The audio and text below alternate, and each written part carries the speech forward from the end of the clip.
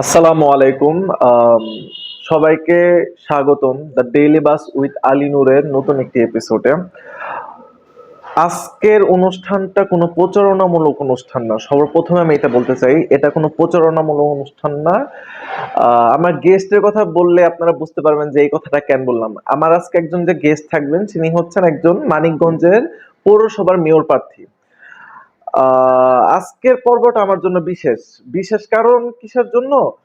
আহ, আমরা আসলে তার সাথে খুব খোলামেলা কথাবার্তা বলছি। আহ, আসলে আমরা আসলে জানতে চাইছি যে তার ব্যক্তিত্ব, তার জীবন, নেতৃত্ব দর্শন, এলাকার সমস্যা, সম্ভাবনা, উন্নয়ন পরিকল্পনা, আসলে সবকিছু নিয়ে আমি খুব খোলামেলা ডিসকাস করছি ওনার সাথে।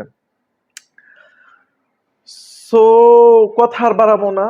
আমি আবারও বলতেছি, এটা কোনো প্রচারণামূলক অনুষ্ঠান না। আপনারা এই পডকাস্টটা দেখলে খুব ভালো মতো একটা আইডিয়া করতে পারবেন। অ্যাটলিস্ট যাকে ভোট দিবেন তখন একটু জানতে পারবেন যে না, আমি কাকে ভোট দিচ্ছি। তো সবাই ভালো থাকবেন। চলুন শুরু করা যাক the daily bus with Ali নূরের নতুন একটি এপিসোড, একজন মেয়র প্রার্থী গোলাম কিবরিয়া সাইদকে নিয়ে। আসসালামু আলাইকুম এভরিওয়ান। আশা করি আপনারা সবাই ভালো আছেন and welcome to the daily buzz with Ali Noor. আজ আমি আবার এসে গেছি আপনাদের সামনে the daily buzz with Ali নূরের নতুন একটি এপিসোড নিয়ে। আজকে আমি আসলে যে মানুষটার সামনে বসে আছি, উইল ইউ বিলিভ দ্যাট আমার হাতও এখন, আমি প্রচুর নার্ভাস, আমার হাত কাঁপছে। আমি এরকম একটা মানুষের সামনে যে নিজে পডকাস্ট করতে পারবো, ভালো লাগে আমার, আসলে ভালো লাগে। আমার কাছে অনেক ভালো লাগছে যে আমার পডকাস্টে গেস্ট হিসেবে উনি আসছেন। আসসালামু আলাইকুম সবাইকে আবারও বলছি। ওয়ালাইকুম আসসালাম। কেমন আছেন আঙ্কেল? আমি আল্লাহর রহমতে ভালো আছি। আমি আপনাকে চিনি, আমি আপনার সবই জানি, কিন্তু আমি চাচ্ছি যে আমার যারা গেস্ট, আমাকে যারা দেখবে, তাদের কাছে যদি আপনি আপনার পরিচয়টা প্লিজ দিতেন। আমি গোলাম কিবরিয়া সাইদ। আমি দীর্ঘদিন আমি রাজনীতির সাথে সম্পৃক্ত। 1981 সনে আমি ছাত্র রাজনীতি শুরু, প্রথম বর্ষে। সে থেকে আমার শুরু।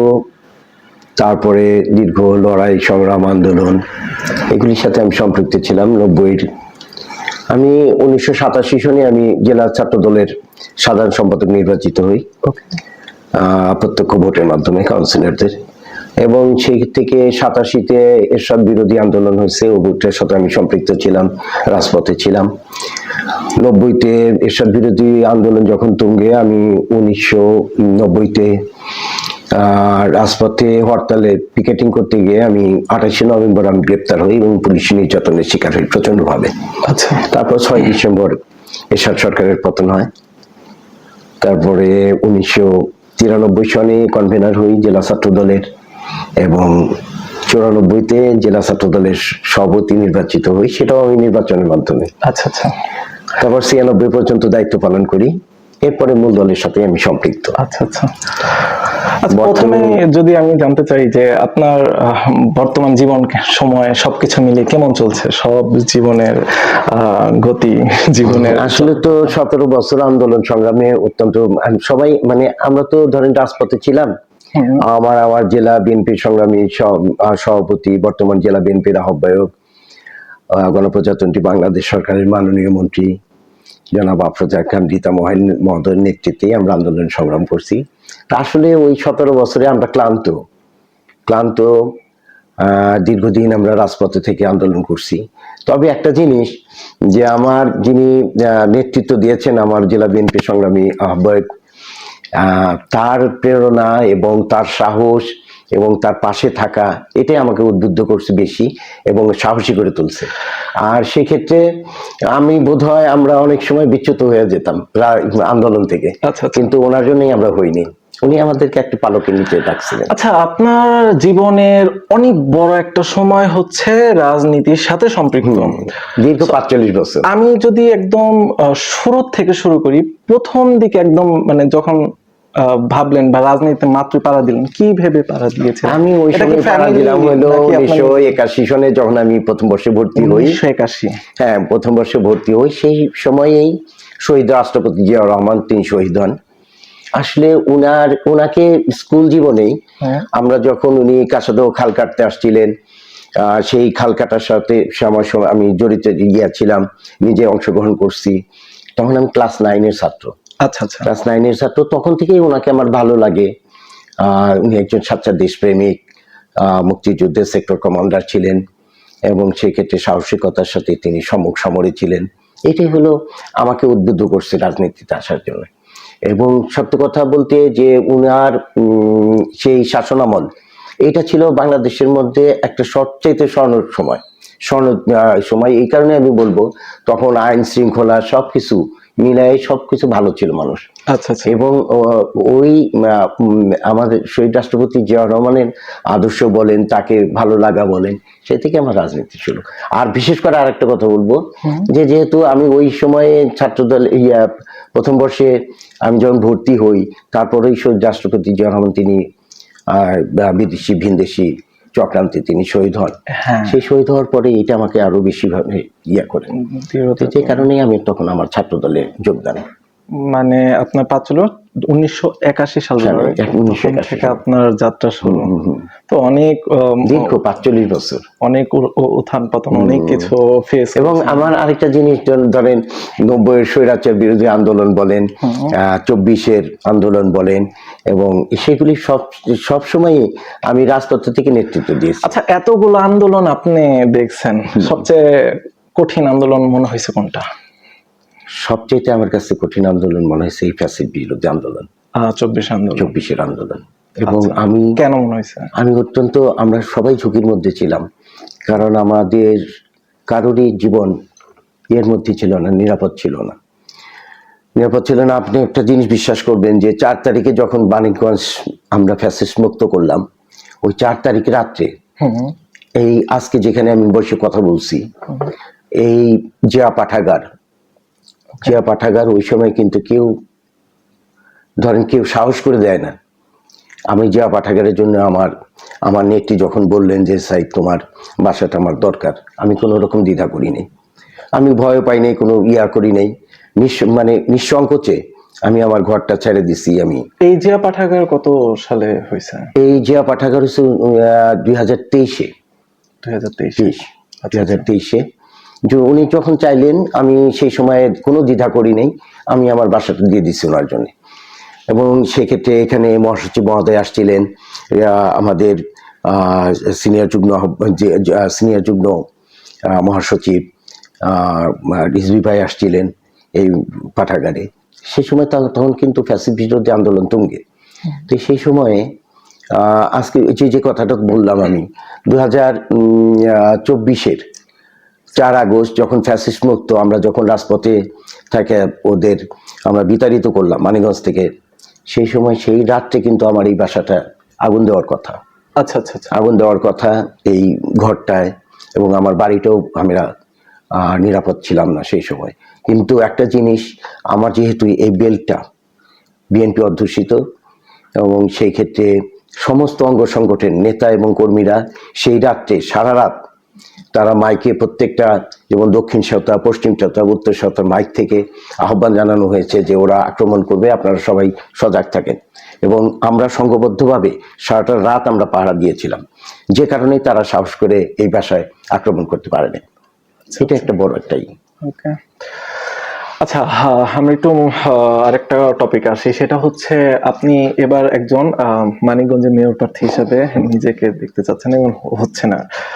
তো আমি যদি পার্সোনালি আপনাকে জিজ্ঞাসা করি যে আপনি কেন পৌরসভার পৌরপিতা হতে চাচ্ছেন বা পৌর মেয়র হতে চাচ্ছেন? এটা একটা দীর্ঘদিনের আমারই।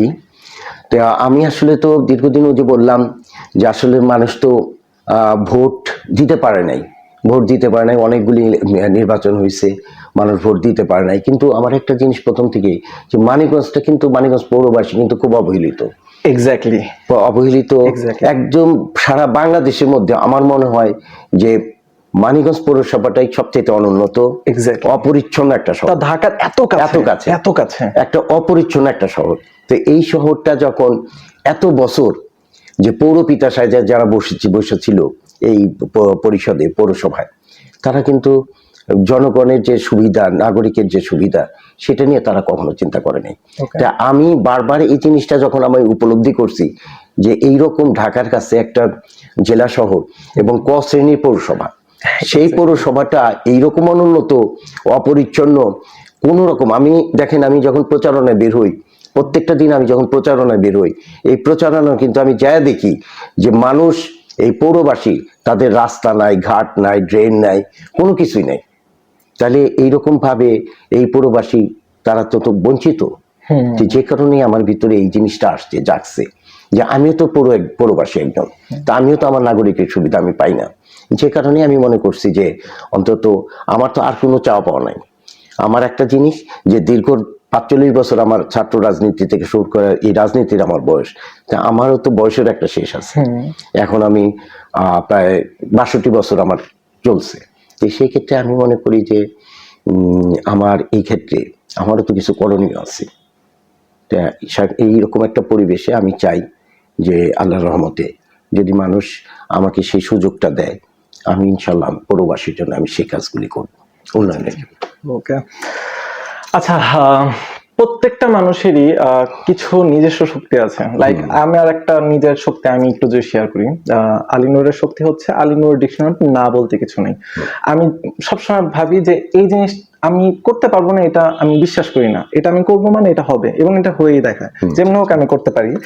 তো আমি যদি আপনাকে বলি যে আপনার শক্তি কি, কারণ আপনি এতগুলো আন্দোলন দেখছেন, করছেন, সো আপনার শক্তি অবশ্যই ইনফিনিটি, এটা বলে শেষ করা যাবে না। বাট আপনার যদি নিজের কাছে বলি যে আপনার কি মনে হয় যে আমার এই জিনিসটা আমার শক্তি, তো আপনি কি বলবেন? আমার শক্তি আমার জনগণ, আর আমার শক্তি আমার হলো কর্মী। কর্মীরা আমার সহযোদ্ধা, আমি কর্মীও বলবো না, আমার সহযোদ্ধা। কারণ আমি দীর্ঘদিন ছাত্র রাজনীতির সাথে সম্পৃক্ত ছিলাম, যে কারণে আমি ওই সময়টা আমি পাইছি যে যারা ৯০ স্বৈরাচার বিরোধী আন্দোলন আমার সঙ্গে করছেন, এবং বিগত দিনে যখন আমার জেলা বিএনপি সংগ্রামী আহ্বায়ক আফরোজা খান রিতা মহোদয় আমাকে দায়িত্ব দিয়েছেন প্রত্যেকটা অঙ্গ সংগঠনকে একীভূত করা, তাদেরকে বিভিন্ন সময়ে আমি তার আপার নির্দেশেই তাদেরকে নিয়ে আমি আন্দোলন সংগ্রামে আমি ব্যস্ত ছিলাম। এবং সেক্ষেত্রে তাদের সাথে আমার একটা অত্যন্ত ভালো একটা সম্পর্ক। এখনো যারা ছাত্র দল করে, যারা স্বেচ্ছাসেবক দল করে, যুব দল করে, এখন তো বর্তমানে আমি কৃষক দলের সভাপতি, তো সব সংগঠন, মহিলা দলও বলেন, সে সবার সঙ্গেই আমার একটা ভালো সুসম্পর্ক এবং তাদের সঙ্গে আমার একটা ভালো আত্মিক সম্পর্ক আপনি বলতে পারেন। যে কারণেই আমি আমার শক্তিটা কিন্তু ওই জায়গায়। আচ্ছা আচ্ছা আচ্ছা, যদি বলি মানুষ আপনাকে ভোট দিবে কেন, আপনার কি মনে হয়? আমি ভোট দিবে এই কারণে, প্রথম যেটা আমার আশা যে আমি আমার নেতাকে আমি চাইরা যাই না, আর দ্বিতীয় কথা হলো আমি কর্মীদের থেকে আমি বিচ্ছিন্ন হই না। কর্মীদের সাথে আমি সবসময় আছি, সহযোদ্ধাদের সাথে আমি সবসময় আছি, যে কারণে আমার আস্থার ভিত্তিটা অত্যন্ত মজবুত। যেহেতু আমি তাদেরকে ছাইরা যাই না, বা তারা বিগত আন্দোলন সংগ্রাম সবকিছুতে দেখছে যে এই লোকটা যেহেতু ছাড়া যায় না, সুতরাং আমিও আগামী দিনে এই আমার যে পৌরবাসী আছে, জনগণ আছে, তাদেরকে ছাইরা আমি যাব না। এই কারণেই আমি বলতে পারি যে যারা পরীক্ষিত, যারা আমাকে দেখছেন, সুতরাং এই জায়গাটা আমারই, যে ইনশাল্লাহ আগামী দিনে এরাও অনুধাবন করবেন যে এই লোকটা যেহেতু আস্থার জায়গা, উনি যেহেতু চাইরা যান না, সে তো অবশ্যই তাকে ভোট দেওয়া উচিত। আচ্ছা আচ্ছা, অনেক কঠিন সময় পার করছেন, রাইট? অনেক কঠিন সময় পার করছেন, অসুস্থ হয়ে গেছিলাম। আচ্ছা, আপনার যদি আমি বলি যে আপনার কঠিন সময় কি, আপনি বলতে বলতে হয়তো আমার পডকাস্ট অনেক বড় হয়ে যাবে। যদি আমি চাই যে একটা শুনতে, কোন সময়টা ছিল আপনার জন্য খুবই কঠিন সময়? সেটা হতে পারে আপনার রাজনৈতিক, হতে পারে আপনার পারিবারিক, হতে পারে আপনার যে কোনো কিছু। আপনি কোনটা শেয়ার করবেন আমাদের সবার সামনে, যে এই সময়টা আমার জন্য আমার জীবনে খুবই কঠিন গেছে? এই সময়টা সবচেয়ে কঠিন গেছে হলো যে ফ্যাসিস্ট বিরোধী আন্দোলনের শেষ সময়ে মুহূর্তগুলি অত্যন্ত, আমাকে আমার পরিবার থেকেও বলছে যে আমি ঠিকমতো এমন একটা পর্যায়ে গেছে যে আমি হয়তো খাইতে বসছি, কিন্তু সেই সময়টাই আমার পরিবার আসছে, আমি ঠিকমতো খাওয়াটাই আমি নিতে পারিনি। কিন্তু এমন অবস্থা গেছে যে আমার পরিবার থেকে আমার নিজের যে স্ত্রী, উনি বললেন যে এরকম যে তুমি তো অসুস্থ হয়ে গেলা, মানে আমার পর্যায়টা ছিল এরকম। যার ফলশ্রুতিতে কিন্তু 24 আগস্ট পার হওয়ার পরে 24শে সেপ্টেম্বর আমার মাইল একটা স্ট্রোক, হার্ট অ্যাটাক হয়েছিল। আপনার? হ্যাঁ, মাইল অ্যাটাক। মানে এই যে রিসেন্টলি না ওই 24 সেপ্টেম্বর মাইল অ্যাটাক হচ্ছিল, যেটা নাকি খুব পরবর্তী পর্যায়ে আমি খুব অসুস্থতার মধ্যে ছিলাম। তো এইটাই হলো আমার, আমি মনে করি যে ওই সময়টাই আমার সবচেয়ে কঠিন সময় ছিল। ওই সময় সবচেয়ে বেশি কাছে পাইছিলেন কাদের?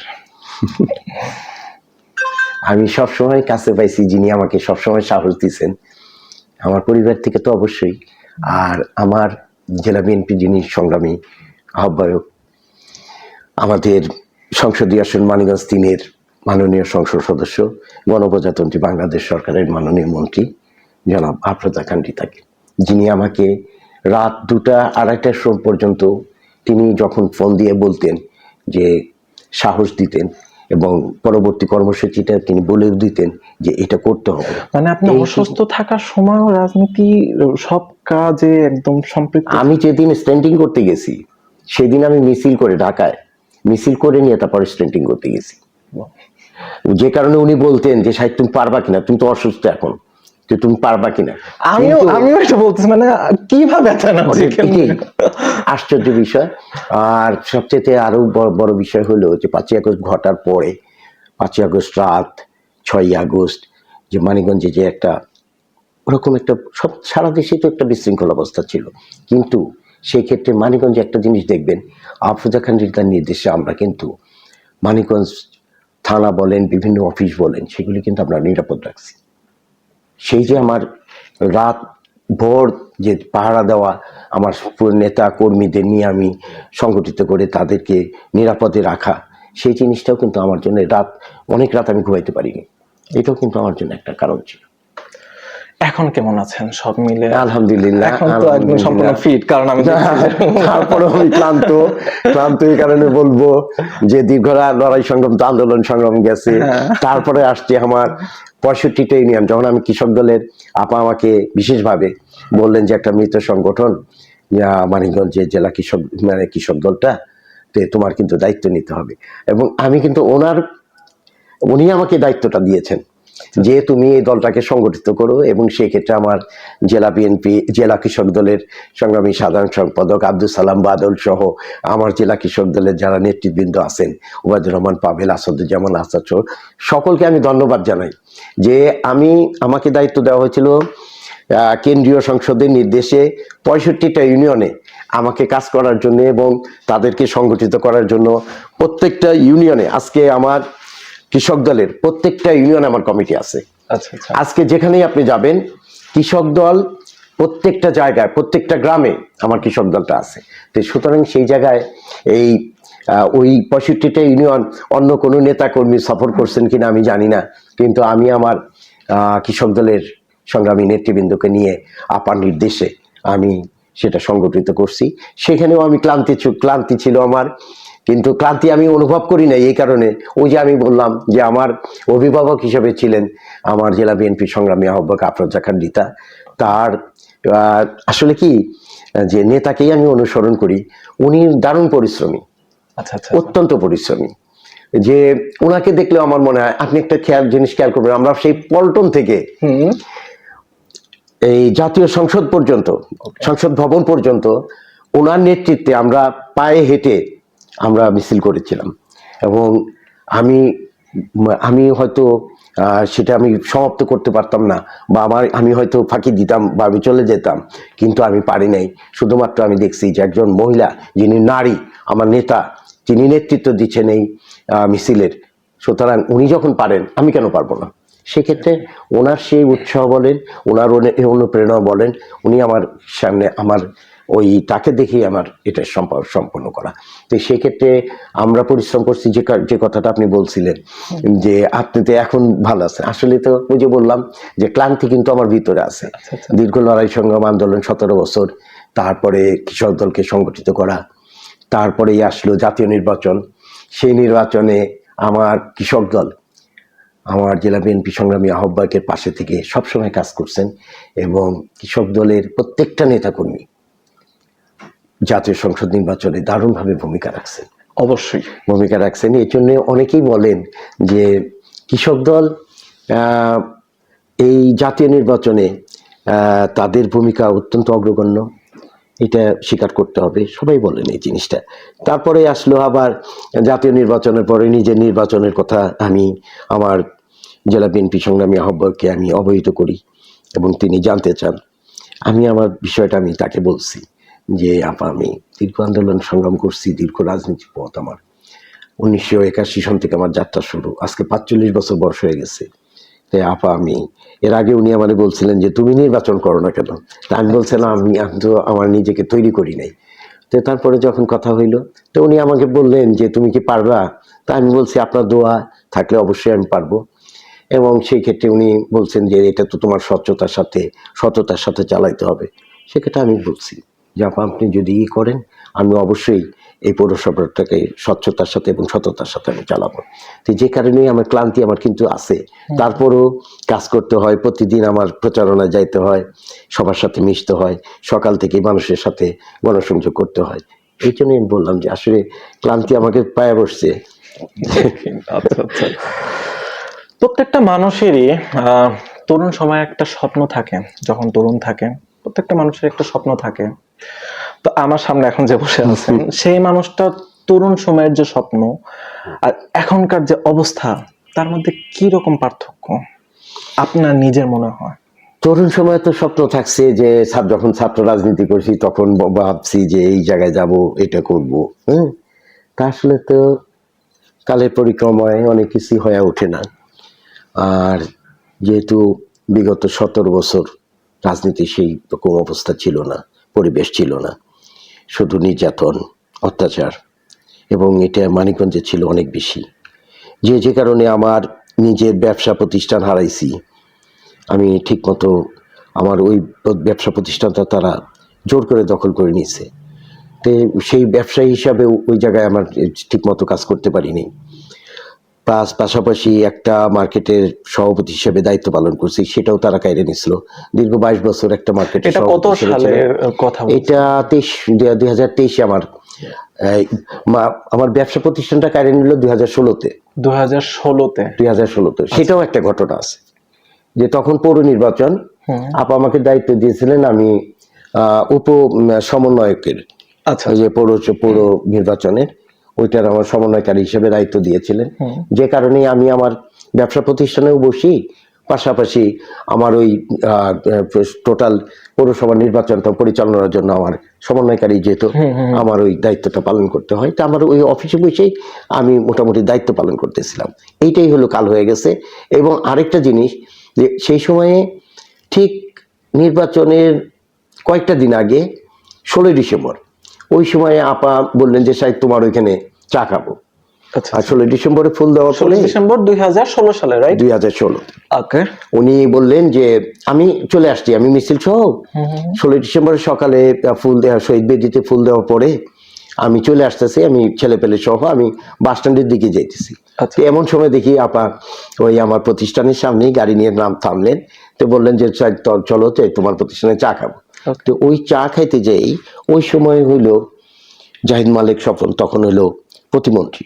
আচ্ছা আচ্ছা। প্রতিমন্ত্রী ওই যে তার সাথে যারা থাকতো তারাই ওই সময় তাকে বললেন যে এরকম মানিকগঞ্জের সমস্ত কিছু পরিচালনা হয় এই মেডিল্যাব জেনারেল হসপিটাল থেকে। ওইটাই আমি আমার জন্য কাল হয়ে দাঁড়াইলো। পরবর্তী পর্যায়ে তাদের যে লোকজন মন্ত্রীর সাথে যারা থাকতো এবং তারা ওই প্রতিষ্ঠানটা কেড়ে নিল আমার কাছ থেকে। আচ্ছা আচ্ছা আচ্ছা। কেড়ে নিল এবং আমি 2016 সনে আমার চলে আসতে হলো আমার প্রতিষ্ঠান থেকে। কষ্ট লাগছিল তাই না? প্রচুর। হ্যাঁ, আমার জীবনের আমার ধরেন ওইটা যে সবকিছু যা আমার সঞ্চয় যা কিছু ছিল ওইটাই আমি আমার জেনারেল হসপিটালে আমি চাইছিলাম যে রাজনীতির পাশাপাশি মানুষকে একটা সেবা দেওয়ার জন্য। যে এই জায়গাটা এমন একটা জায়গা, মানুষ যখন অসহায় থাকে, মানুষ অসুস্থ থাকে, তখন কিন্তু প্রচন্ডভাবে অসহায় থাকে। তাদেরকে যদি আমি হয়তো একটা ডাক্তারের পরামর্শ, ডাক্তার দেখানো বলেন, বিভিন্ন লোক বিভিন্নভাবে কিন্তু মানুষের উপকার করা যায়, মানুষের পাশে দাঁড়ানো যায়। এই জন্য ওই সেবাটাই আমি ওই পথটাই আমি বেছে নিয়েছিলাম যে রাজনীতির পাশাপাশি মানুষকে সেবা দেওয়ার জন্য আমার ওই জিনিসটা করা। তা আমার জীবনে যা কিছু সঞ্চয় ছিল ওইটা দিয়ে আমি করছিলাম, কিন্তু সেটা রাখতে পারিনি। এটা আমার ভিতরে অনেক কষ্ট দেয়। সামনে পৌরসভা নির্বাচন, রাইট? সো আমরা মানিকগঞ্জ পৌরসভা নিয়ে একটু কথা বলি। আচ্ছা, আপনার মানিকগঞ্জ পৌর প্রার্থী হিসাবে, পৌর মেয়র প্রার্থী হিসাবে আপনার চোখে কি মনে হয় মানিকগঞ্জ পৌরসভার সবচেয়ে বড় সমস্যা কি? মানিকগঞ্জ পৌরসভার সবচেয়ে বড় সমস্যা হলো রাস্তা, প্রথম, ড্রেনের অভাব, অপরিচ্ছন্ন। সবচেয়ে জিনিসটা হলো যে আপনি যান শহরের মধ্যে 3টা রাস্তা, একটা থানার সামনে দিয়ে, কলেজের সামনে দিয়ে একটা রাস্তা, একটা এটা কিন্তু রিসেন্টলি হয়েছে। হ্যাঁ কলেজ, হ্যাঁ আমি বলি, আরেকটা হলো মেইন রাস্তা যেটা হলো যে শহরের উপর দিয়ে, আরেকটা হলো গার্লস স্কুলের সামনে দিয়ে। এই 3টা রাস্তা, এই 3টা রাস্তায় আপনি দেখেন, 3টা রাস্তায় আপনি যাইতে গেলে আপনি যাইতে পারবেন না। যারা বিগত দিনে কাজ করছে ওই ফ্যাসিস্ট সরকারের সময়ে, যারা সুবিধাবাদী, সুবিধাভোগী, যারা পৌর মেয়রের সাথে যোগসাজশে তারা এই কাজগুলি নিছে, এবং মানে এমন কাজ তারা করছে যে রাস্তা দিয়ে যাইতে গেলে একটা অসুস্থ রোগী সে আরো অসুস্থ হয়ে সে আমার মনে হয় অসুস্থ বেশি হয়, যে তার সেই অবস্থা থাকে না, একটা ভালো মানুষই যাইতে পারে না। শহরের রাস্তাটা দেখেন, যে যখন যারা প্ল্যান পাস করছে তারা কোনো সময় বলে নাই যে বাসার সামনে থেকে রাস্তাটা ছাইড়া বা 3 ফিট বা 4 ফিট বা তার আন্ডারগ্রাউন্ডে তার গ্যারেজের ব্যবস্থা না কইরা সেই প্ল্যানগুলি তারা অনুমোদন দিচ্ছে। ভবিষ্যতের কথা তারা কখনো চিন্তা করে নাই। তাকে যারা কনভিন্স করছে তাদের আঙ্কেল, আমি এখানে একটু আপনার করি। আপনি যখন এই যে প্ল্যানিং এর কথাটা বললাম, আমি যখন স্টুডেন্ট ছিলাম তখন আমাদের স্যার বলছিল এই কথা যে তোমাদের যে ড্রয়িং রুমটা আর হচ্ছে বাইরের দেশের যে ড্রয়িং রুম খুব বেশি পার্থক্য হবে না, কিন্তু একটা জিনিস পার্থক্য হবে, সেটা হচ্ছে প্ল্যানিং। কেমন প্ল্যানিং?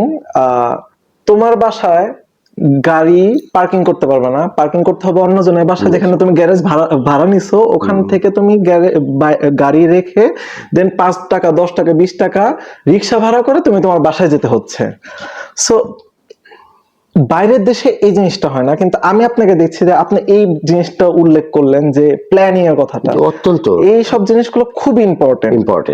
আপনার তো আজকের দিনটা, আজকে যারা বসে আছে তার ভাবতে হবে কি, তার ভাবতে হবে পরবর্তী 20 বছর পরের কথা, এক্স্যাক্টলি 25 বছর পরের কথা, তার কথা ভাবতে হবে। আমি যদি আজকের কথা আমি ভাবি তাহলে তো হবে না। তো ভবিষ্যৎ প্রজন্ম কি করবে তখন? আপনার গালিগালাজ করবে না যে কিভাবে অনুমোদন দিল। প্রত্যেকটা শহর বাংলাদেশের, আমি রিসেন্টলি আমি গাজীপুরে ছিলাম, আমি ভাবছিলাম হয়তো ওরাও একটু ডেভেলপ করছে, কিন্তু প্রত্যেকটা শহরই দেখলাম যে বেশিরভাগ বাংলাদেশের শহরগুলোই অপরিকল্পিত।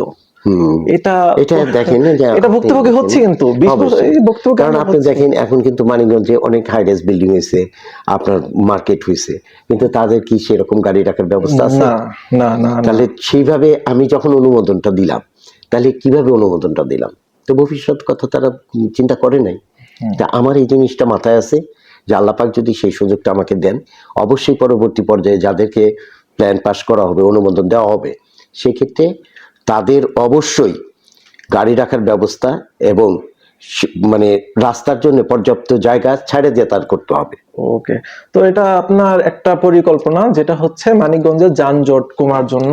অবশ্যই দেখেন, আপনি সকাল থেকে আপনি বের হতে পারবেন না, আপনি যখন সকালে বের হন, আপনি একটা কাজে যাবেন, আপনি শহর দিয়ে আপনি যাইতে পারবেন না, এইরকম ভাবেই থাকে। আর ওই যে আরেক, এটা গেল প্রথম।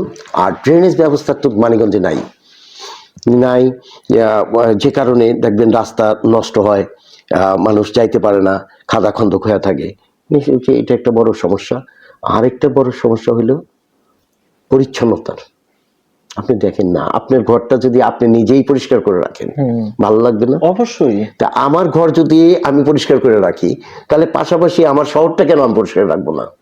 এটা তো পুরো সবার দায়িত্ব।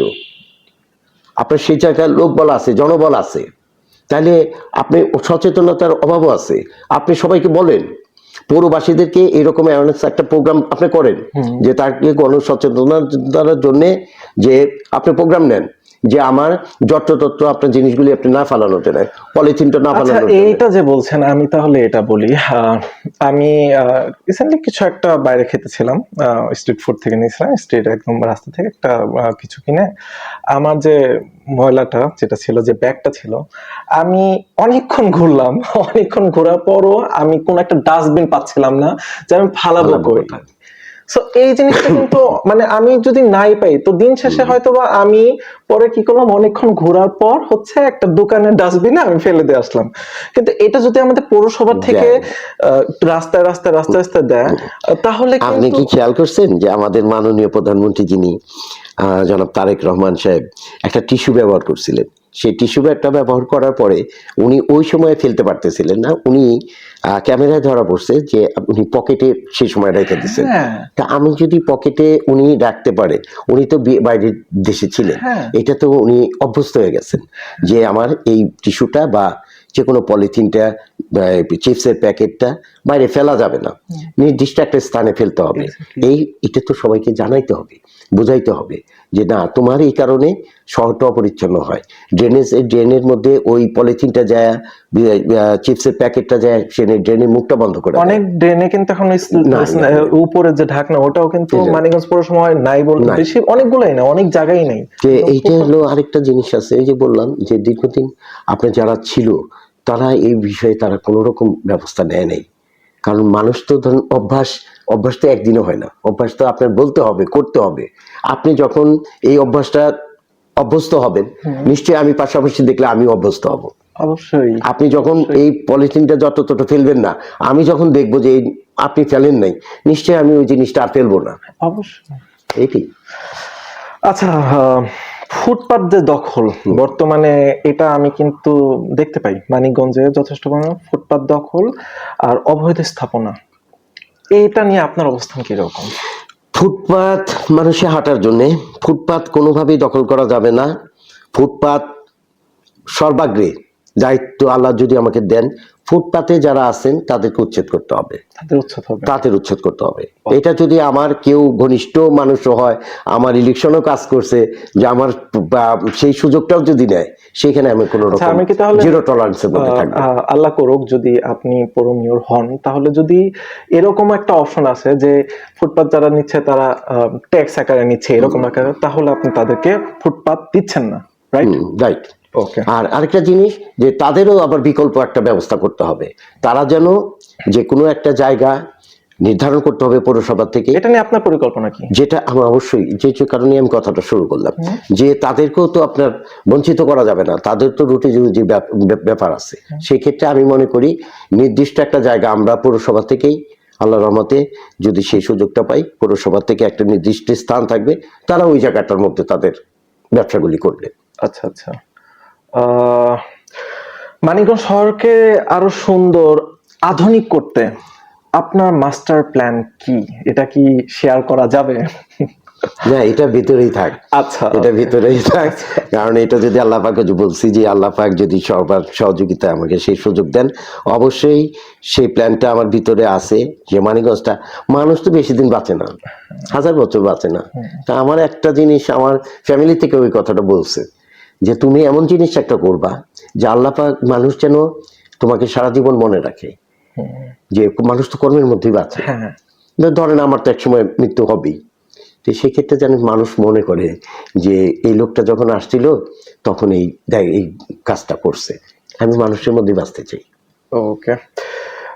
পোলো এলাকার যে, আচ্ছা, বর্তমান মানিকগঞ্জের অবস্থা আমরা যা দেখছি, খুব নিউজে আমি দেখতে পারতাছি যে এরকম হয়তো মানিকগঞ্জ ছিল না, কারণ মানিকগঞ্জে গত 1 মাসের মধ্যে 10টা, আমি হয়তোবা এটা যখন আপলোড করব তখন এখানে একটা সাউন্ড দিব, কারণ হচ্ছে না হলে আমার ইউটিউবের কিছু কারেন্সি আছে, সেটা হচ্ছে হচ্ছে তারপর হচ্ছে তারপর হচ্ছে মৃত্যু।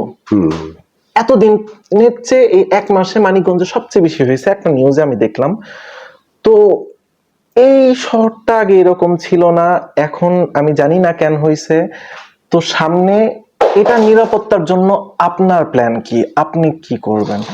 সেক্ষেত্রে একটা জিনিস আপনি খেয়াল করবেন, সেটা হলো মানিকগঞ্জ কিন্তু সারা বাংলাদেশের মধ্যে বলেন এইসব জিনিস কিন্তু মানিকগঞ্জে কম। আমাদের সরকার, নতুন সরকার গঠন দায়িত্ব পাওয়ার পরে সারা বাংলাদেশের চিত্র যাই থাকুক, মানিকগঞ্জটা কিন্তু আলাদা। আমি সেক্ষেত্রে আসি কথাটার মধ্যে যে কিন্তু মানিকগঞ্জে আগের থেকে এই রেকর্ডটা অনেক বেশি। সে আপনি খেয়াল করবেন, আপনি হিস্ট্রিটা নিবেন, যে মানিকগঞ্জে এই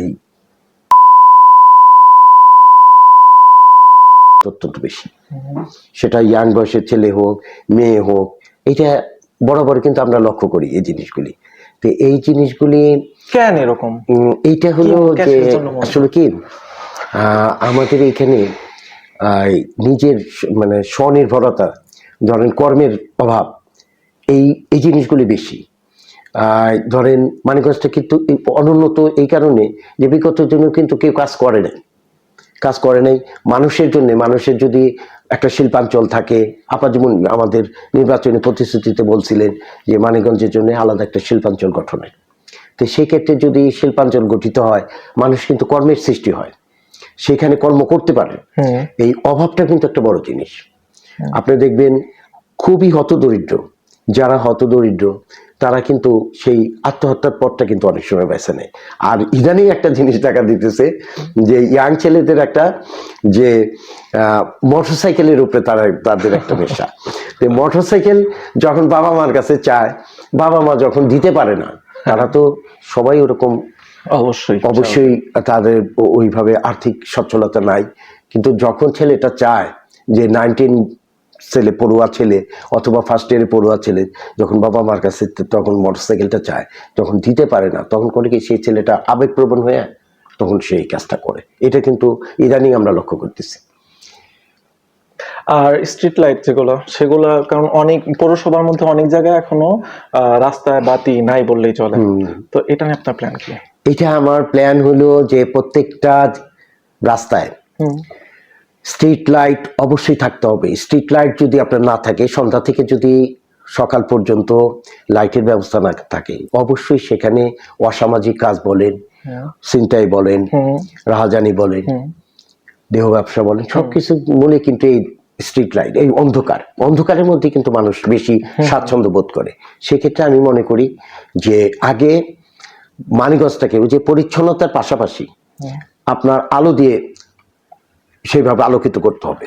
মানুষ যেন নির্বিঘ্নে চলাচল করতে পারে, সে আলো দিয়ে নির্বিঘ্নে চলাচল করতে পারে।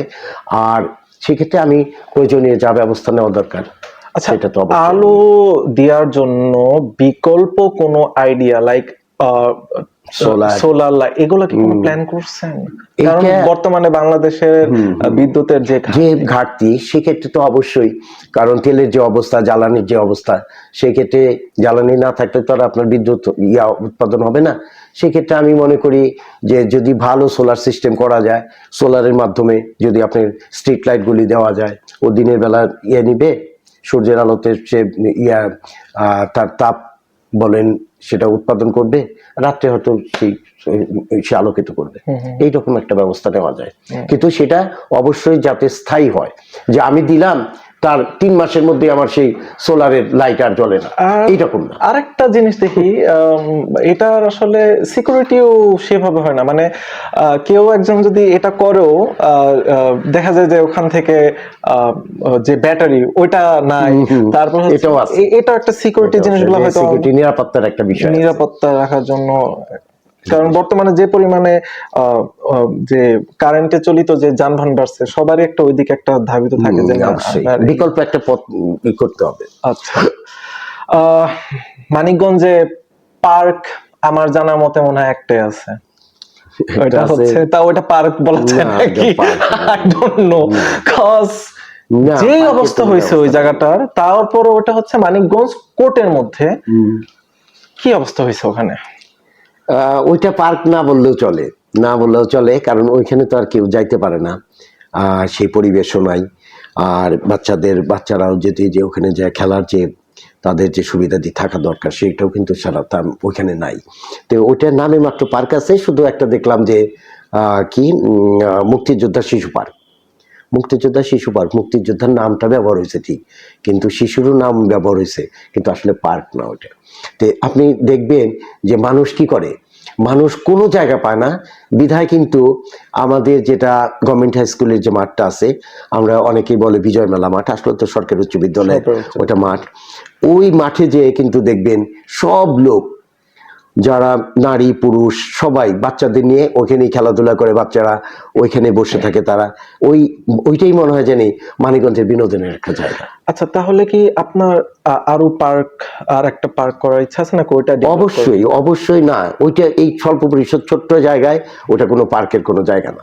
অবশ্যই আমি মাননীয় মন্ত্রী, যদি আমি নির্বাচিত হই, মাননীয় মন্ত্রী মহোদয়ের সহযোগিতায় অবশ্যই পৌরসভার জন্য একটা পার্ক, মানে পৌরবাসীর জন্য একটা সুন্দর, এবং যাতে মানুষ স্বাচ্ছন্দ্য বোধ করে না, বাচ্চারা যাতে তাদের সুবিধাগুলি থেকে বঞ্চিত না হয়, ওগুলি যারা ব্যবহার করতে পারে, রাইডগুলি থাকে, সেগুলি আমরা ব্যবস্থা করবো ইনশাআল্লাহ। আচ্ছা আচ্ছা, মাঠের কথা যখন বললেন, আমরা যখন ছোট ছিলাম তখন যে পরিমাণে মাঠ ছিল, আমি আমার ছোট সময় বলি, আমি টিটিসি ওখানে ওই মাঠটার নাম ছিল ইটখোলা মাঠ।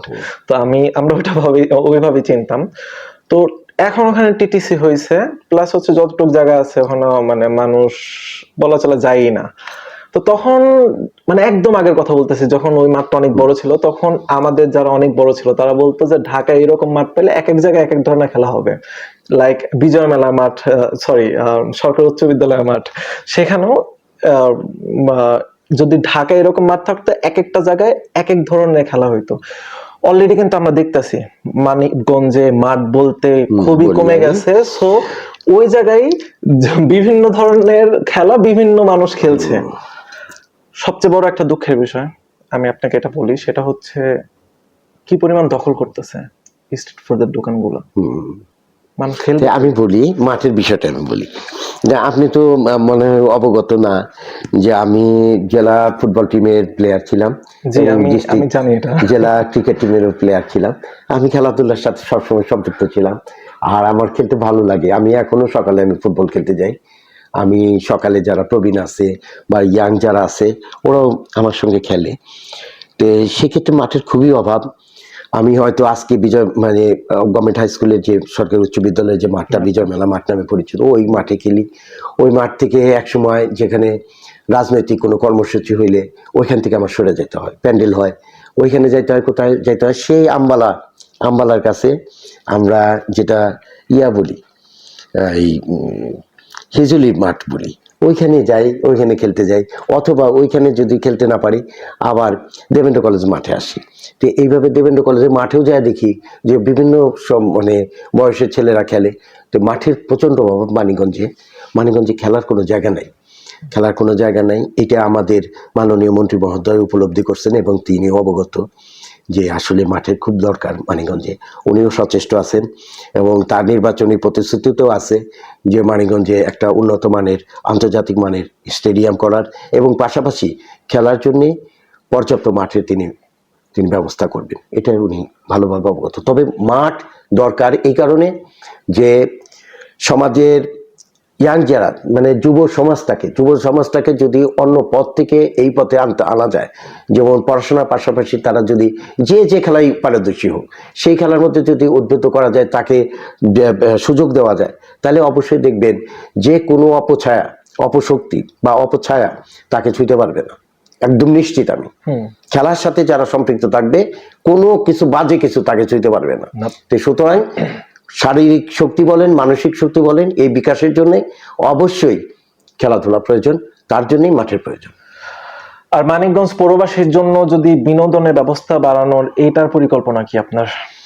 বিনোদনের বাড়ানোর জন্য অবশ্যই একটা ভালো যেটা আমরা টাউন হল বলি বা শিল্পকলা, বর্তমানে একটা শিল্পকলা একাডেমির একটা আছে যে আপনার বিনোদনের জন্য সেই সব জায়গাগুলি তো দরকার।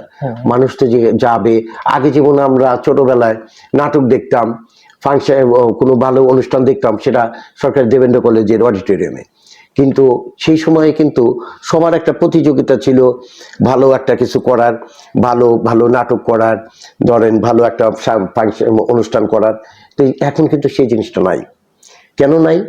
ওই যে আমি বললাম যে মানুষের সেই রকম ভালো জায়গাও পাওয়া যায় না, ভালো মানে অডিটোরিয়াম নাই, যে কারণে কিন্তু মানুষের দিকে ধাবিত হয় না।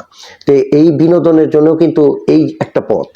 তো সেই ক্ষেত্রে আমাদের টাউন হলটা নামে মাত্র আছে, এই টাউন হলের মোটেই সেখানে কেউ যাইতে পারে না, সেই অবস্থা নাই। তবে বিনোদনের জন্য পার্ক বলেন, নাটক থিয়েটারের জন্য একটা ভালো অডিটোরিয়াম বলেন, এইসবের প্রতি অবশ্যই আমার নজর আছে এবং আমি সচেষ্ট থাকবো সেগুলি প্রতিষ্ঠা করার জন্য, এবং সেটা আমাদের মাননীয় মন্ত্রী মহোদয়ের সহযোগিতা। আচ্ছা আচ্ছা। মানিকগঞ্জের মানুষ, শুধু মানিকগঞ্জ না, পুরো বাংলাদেশের মানুষ পৌরসভায় গিয়ে অনেক ধরনের ভোগান্তির শিকার হয়, সেটা আপনি কিভাবে কমাবেন? প্রথম কথা হলো যে আমার যারা, যদি আল্লাপাক সুযোগ দেন, আবারও বারবার আমি বলতেছি কথাটা, কারণ আল্লাপাকে যদি সুযোগ না দেন তাহলে তো আর আমি পারবো না। সেক্ষেত্রে আমার প্রথম হবে যে আমার ওই পৌরসভা বা আমাদের ওই মানিকগঞ্জ পৌরসভা সর্বাগ্রে আমার দুর্নীতিমুক্ত হইতে হবে। ওকে। দুর্নীতিমুক্ত পৌরসভা, এটা আমি একটা মডেল হিসাবে সারা বাংলাদেশে আমি প্রতিষ্ঠিত করব, যে দুর্নীতির কোনো ছোঁয়া থাকবে না। আমার যারা স্টাফ থাকবেন, পৌরসভা যারা স্টাফ থাকবেন, আমার নয়, পৌরসভার যারা স্টাফ থাকবেন, যার যার কাজ কিন্তু আলাদা আলাদা ভাগ করা, সেই ক্ষেত্রে তাদেরকে সুস্পষ্টভাবে নির্দেশ দেওয়া থাকবে, আপনার কাজটা আপনি সঠিকভাবে করেন। সেই ক্ষেত্রে আপনি যদি কোনো প্রতিবন্ধকতার সৃষ্টি হয়, আপনি যদি কোনো প্রতিবন্ধকতা মানে ফেস করেন, সেটা আমাকে জানানোর জন্য। আর পাশাপাশি নাগরিকের যে অসুবিধাগুলি, কারোর প্রতি যদি কোনো সুবিধা থেকে বঞ্চিত হয়, সেই কাজটা করতে আইসা সুস্পষ্টভাবে আমার বলা থাকবে, সোজা একটা অভিযোগ বাক্স বলেন, অভিযোগের একটা বাক্স থাকবে, তার বিরুদ্ধে অভিযোগ, যেটা প্রতিদিন খোলা হবে। প্রতিদিন ওই অভিযোগ, কার বিরুদ্ধে কোনো অভিযোগ, সেই জিনিসগুলি দেখা হবে, সেই অভিযোগের প্রেক্ষিতে তার বিরুদ্ধে ব্যবস্থা নেওয়া হবে। তাছাড়া কি কোনো প্ল্যান করছেন? কারণ আমরা কিন্তু গত অনেক বছর দেখছি যে অভিযোগ বক্স সবগুলা জায়গায় আছে, ওটা নামে মাত্র, বাট ওইটা নিয়ে কোনো কাজ করা হয় না।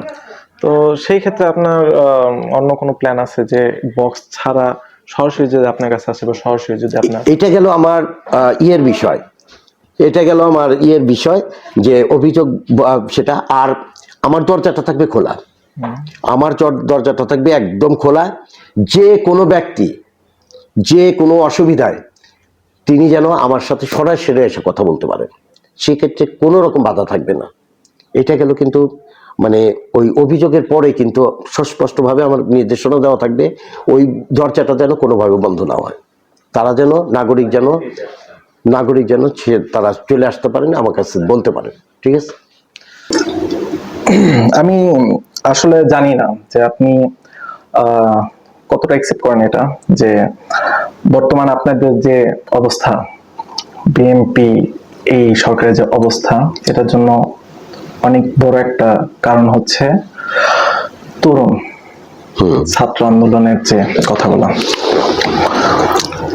আমার কেন জানি মনে হয় যে এই আন্দোলন ছাড়া আসলে বিএনপি আবার ব্যাক করা, আই ডোন্ট নো। তো এই তরুণদের জন্য, মানিকগঞ্জ পৌরসভার মধ্যে যে তরুণরা আছে, এই তরুণদের জন্য আপনার বড় পরিকল্পনা কি? আসলে তো তরুণরাই তো সমাজের বড় শক্তি, তারা অবশ্যই তারা সবকিছু করতে পারে। যেমন বিগত ফ্যাসিস্ট সরকারের পতনটাও কিন্তু এই তরুণ সমাজের সহযোগিতা বলেন, তাদের রাজপথে তাদের অগ্রণী ভূমিকা ছিল, এবং যে কারণে কিন্তু রাজনৈতিক দলের প্রত্যেকটা নেতাকর্মী কিন্তু তাদের সাথে মিশেই কিন্তু এই পরিবর্তন টানছে। তো সেক্ষেত্রে অবশ্যই তরুণের ভূমিকা তো থাকবে, এবং তরুণদের জন্য তো অবশ্যই করতে হবে। তরুণদের সাথে সহযোগিতায় যে পলিটিক্যাল পার্টিগুলো, পলিটিক্যাল দলগুলো ছিল, নাকি পলিটিক্যাল দলের সহযোগিতায় ছিল হচ্ছে ছাত্ররা? না, এটা হলো যে আপনার দীর্ঘদিন আমরা আন্দোলন করছি, তাই না? আমাদের এই ক্ষেত্রটা প্রস্তুত করা ছিল, যেহেতু ফ্যাসিস্ট সরকার যে কোনো ভাবেই হোক আমাদেরকে, যারা রাজপথে ছিল, যারা অগ্রভাগে ছিল, তাদেরকে কিন্তু তারা টার্গেট করতো। বেসিক কোয়েশ্চেন, তাহলে 17 বছর কি হইল? 17 বছর সেটা কিন্তু আমাদের তৈরি করা একটা জিনিস, কিন্তু সেক্ষেত্রে ওরা একটা ইস্যু নিয়ে কিন্তু তারা যখন মাঠে নামছে, আমরা কিন্তু সর্বাত্মকভাবে তাদের মানে সাহায্য বলেন, সহযোগিতা বলেন, যে শক্তিটা, মেন শক্তিটা কিন্তু আমরাও দিচ্ছি, পলিটিক্যাল পার্টি যারা নেতা করবে। কারণ ওরা ছিল হলো যে একটা যে ইস্যুতে তারা যখন রাজপথে আসার পরে তাদের দাবি যখন মানে তুলে ধরছে আন্দোলন সংগ্রামে, কিন্তু ওইটাও ছিল একটা নিয়ামক শক্তি।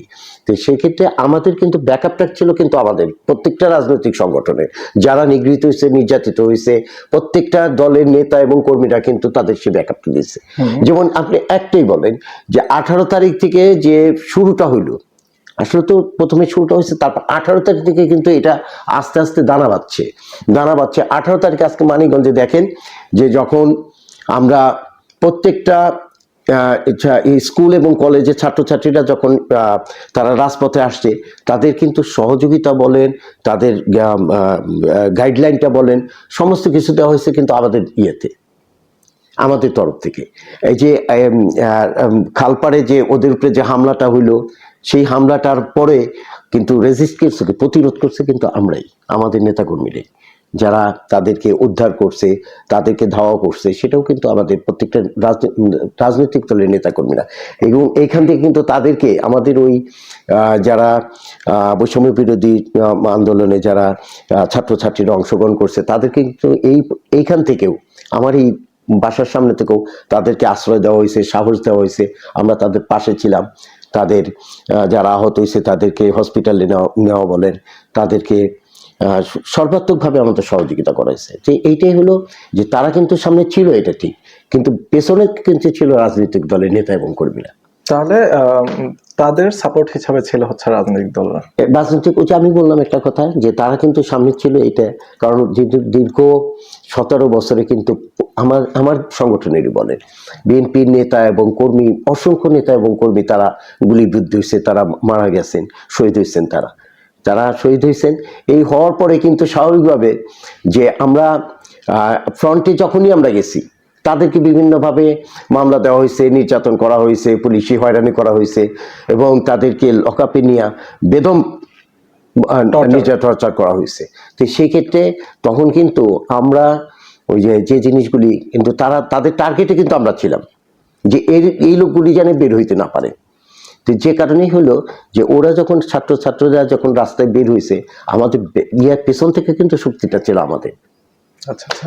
তো এই তরুণদের জন্য আপনার পরিকল্পনা? তরুণদের জন্য অবশ্যই তাদের আমার আসলে তো পৌরসভাটা তো ছোট একটা প্রতিষ্ঠান, আর সেক্ষেত্রে সরকার তো অবশ্যই তরুণ বলেন তাদের জন্য কর্মসংস্থানের, তাদের উচ্চশিক্ষার জন্য ব্যবস্থা করতেছেন বিভিন্নভাবে, কিন্তু সরকার কিন্তু সচেষ্ট যে তরুণদের পুনর্বাসন বলেন সবকিছু করার জন্য কিন্তু সচেষ্ট। আর আমার পৌরসভার মধ্যে হলো যে তারা যেন ঠিক মতো স্কুল কলেজ বলেন, শিক্ষার বিষয়ে যেন আমার সর্বাত্মক সহযোগিতা বলেন সেটা থাকবে, পাশাপাশি খেলাধুলা বলেন এবং তাদের মানে চরিত্র গঠন বলেন, সামাজিক ভাবে তাদের যেন পুনর্বাসন আমরা করতে পারি। সেক্ষেত্রে খেলাধুলার মাধ্যমে যেটা আমি সর্বাগ্রে আমি এটা সামনে আনি, সেটা হলো লেখাপড়ার পাশাপাশি কিন্তু আমার খেলাধুলা ভাবে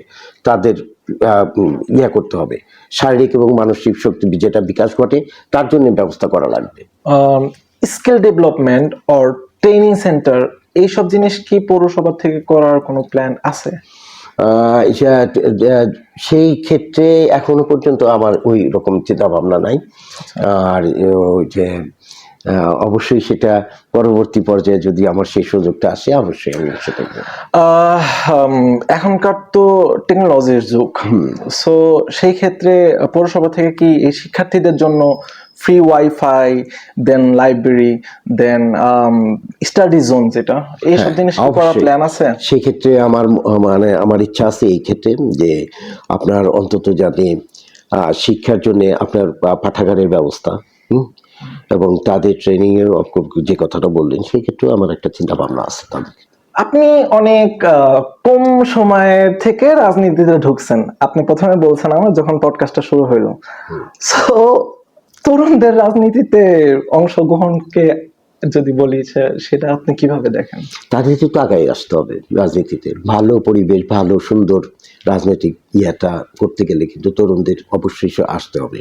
কারণ আমি একটা কথা বলছি যে আমার শুরুটা কিন্তু প্রথম বর্ষে আমার ছাত্র রাজনীতিতে যোগদান, যে সেক্ষেত্রে আমি বলবো যে ভালো লোকে, ভালো ছেলেদের তো অবশ্যই আসতে হবে। তারা আসলেই তো আপনার রাজনৈতিক পরিবেশ বলেন, পরিস্থিতি বলেন, সবকিছুর মধ্যে কিন্তু তাদের ভূমিকা থাকবে অবশ্যই, তাদেরকে আমি অবশ্যই। তো আপনার কি এটা মনে হয় না যে এখনো বাংলাদেশের বিশাল সংখ্যক একটা মানুষ রাজনীতি বা স্কুল বা কলেজ বা ছাত্র রাজনীতিকে খুব ভাবে গ্রহণ বা পছন্দ। হ্যাঁ, এটা আমারও মনে হয়েছিল মাঝখানে যে তারা রাজনীতি বিমুখ। কিন্তু আপনি খেয়াল করবেন, যে কোনো দাবি আদায় বলেন, যে কোনো পরিবর্তন বলেন এবং যে কোনো অন্যায় বলেন, সমস্ত কিছুর মূলেই কিন্তু মানে সেইটা প্রতিরোধ করতে গেলে ছাত্রদের আগে আসতে হয়। আপনি বাংলাদেশের ইতিহাস বলেন, সেই 52 সন থেকে ভাষার জন্য যারা শহীদ হয়েছেন তারা ছাত্র ছিলেন। 1971 সনে যারা রণাঙ্গনে আসছেন তারাও কিন্তু ছাত্র ছিলেন এবং নেতৃত্ব দিচ্ছেন কিন্তু ঢাকা ইউনিভার্সিটি থেকে, এবং ছাত্ররাই নেতৃত্ব দিচ্ছেন। সেই ক্ষেত্রে 90-এর এরশাদ বিরোধী, স্বৈরাচার এরশাদ বিরোধী আন্দোলন বলেন, সেই ক্ষেত্রেও কিন্তু ছাত্রদের ভূমিকা ছিল অগ্রগণ্য। তা আপনার লাস্ট আমার 2024-এর যে ফ্যাসিস্ট বিরোধী যে আন্দোলনটা, সেটাও কিন্তু ছাত্রদের ভূমিকা। তো সুতরাং আপনি কিভাবে বলবেন যে তারা ছাত্ররা রাজনীতি বিমুখ? তারা তো ঠিকই অন্যায়ের বিরুদ্ধে আসা প্রতিবাদ করছে, তারা সুস্পষ্টভাবে অবস্থান নিচ্ছে অন্যায়ের বিরুদ্ধে। যে তারা তো অবশ্যই, আমরা যদি বলে থাকি যে এখনো যে ইয়েরা যুব সমাজ তারা মোবাইল নিয়ে থাকে, মোবাইল করে, বিভিন্নভাবে সময় কাটায়, আসলে কিন্তু না, এটা না। আপনার মতে এবং আরেকটা কথা বলি, যে দেখেন আপনি অনেক ছাত্র নেতা, যেমন 90-এর পরে ছাত্র আন্দোলনে যারা নেতৃত্ব দিচ্ছেন তারা কিন্তু সবাই আজকে সংসদ সদস্য, এবং নতুন মুখ অনেক যারা আসছেন তারাও কিন্তু সাবেক ছাত্র নেতা যারা চলে আসছেন, জাতীয় সংসদ সদস্য হয়েছেন।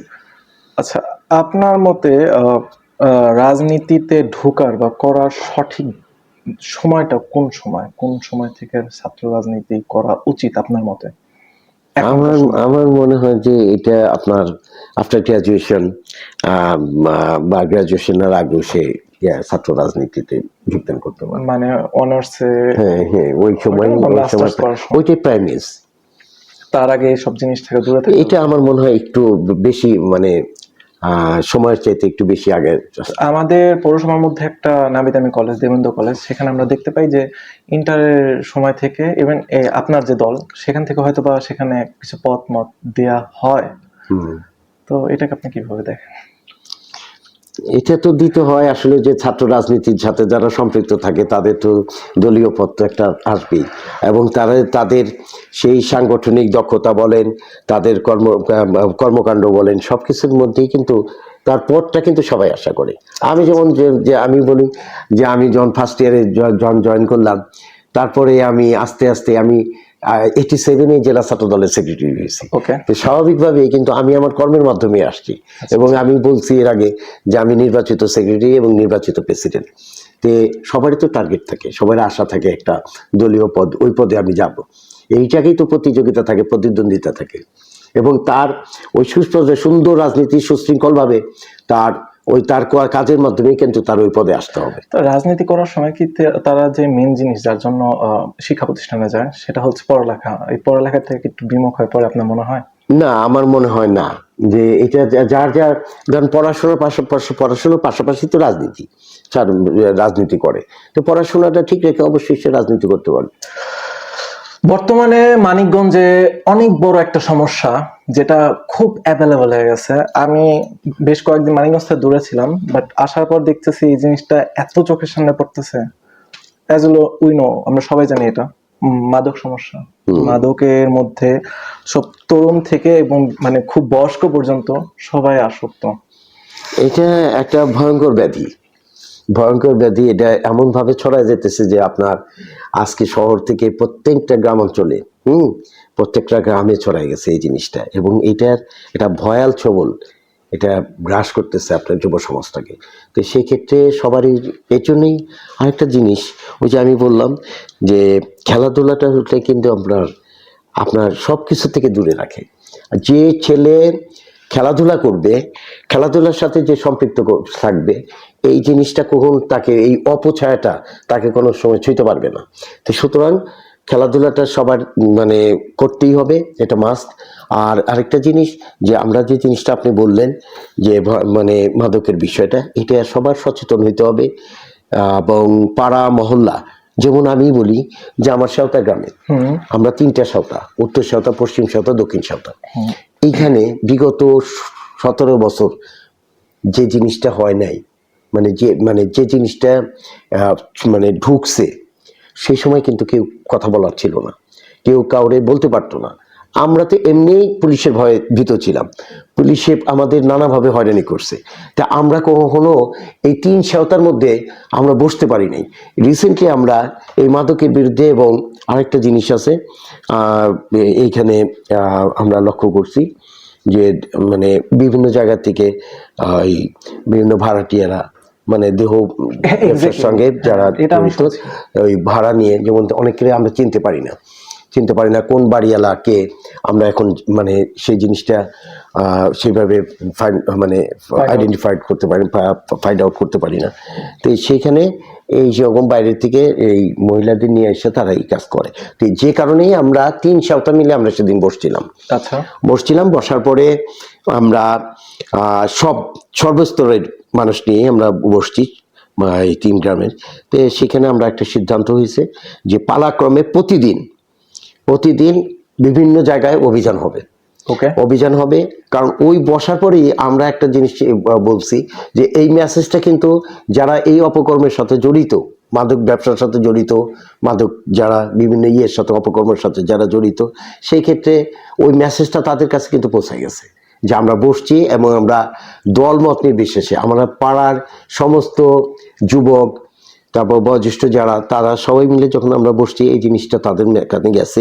এবং আস্তে আস্তে আমরা কিন্তু বিভিন্ন জায়গায় আমরা অভিযান শুরু করছি, যে স্পটগুলিতে বিক্রি হয়, যেখানে কিনতে আসে, বিভিন্ন বাসা বাড়িতে অপকর্ম হয়, সেখানেও হানা দেওয়া হয়েছে। যে কারণে আস্তে আস্তে এই জিনিসটা দূরীভূত হয়েছে, এবং আমরা মনে করি এই সমাজ থেকে এটা আস্তে আস্তে এটা আমরা নিরসন করতে পারবো সব।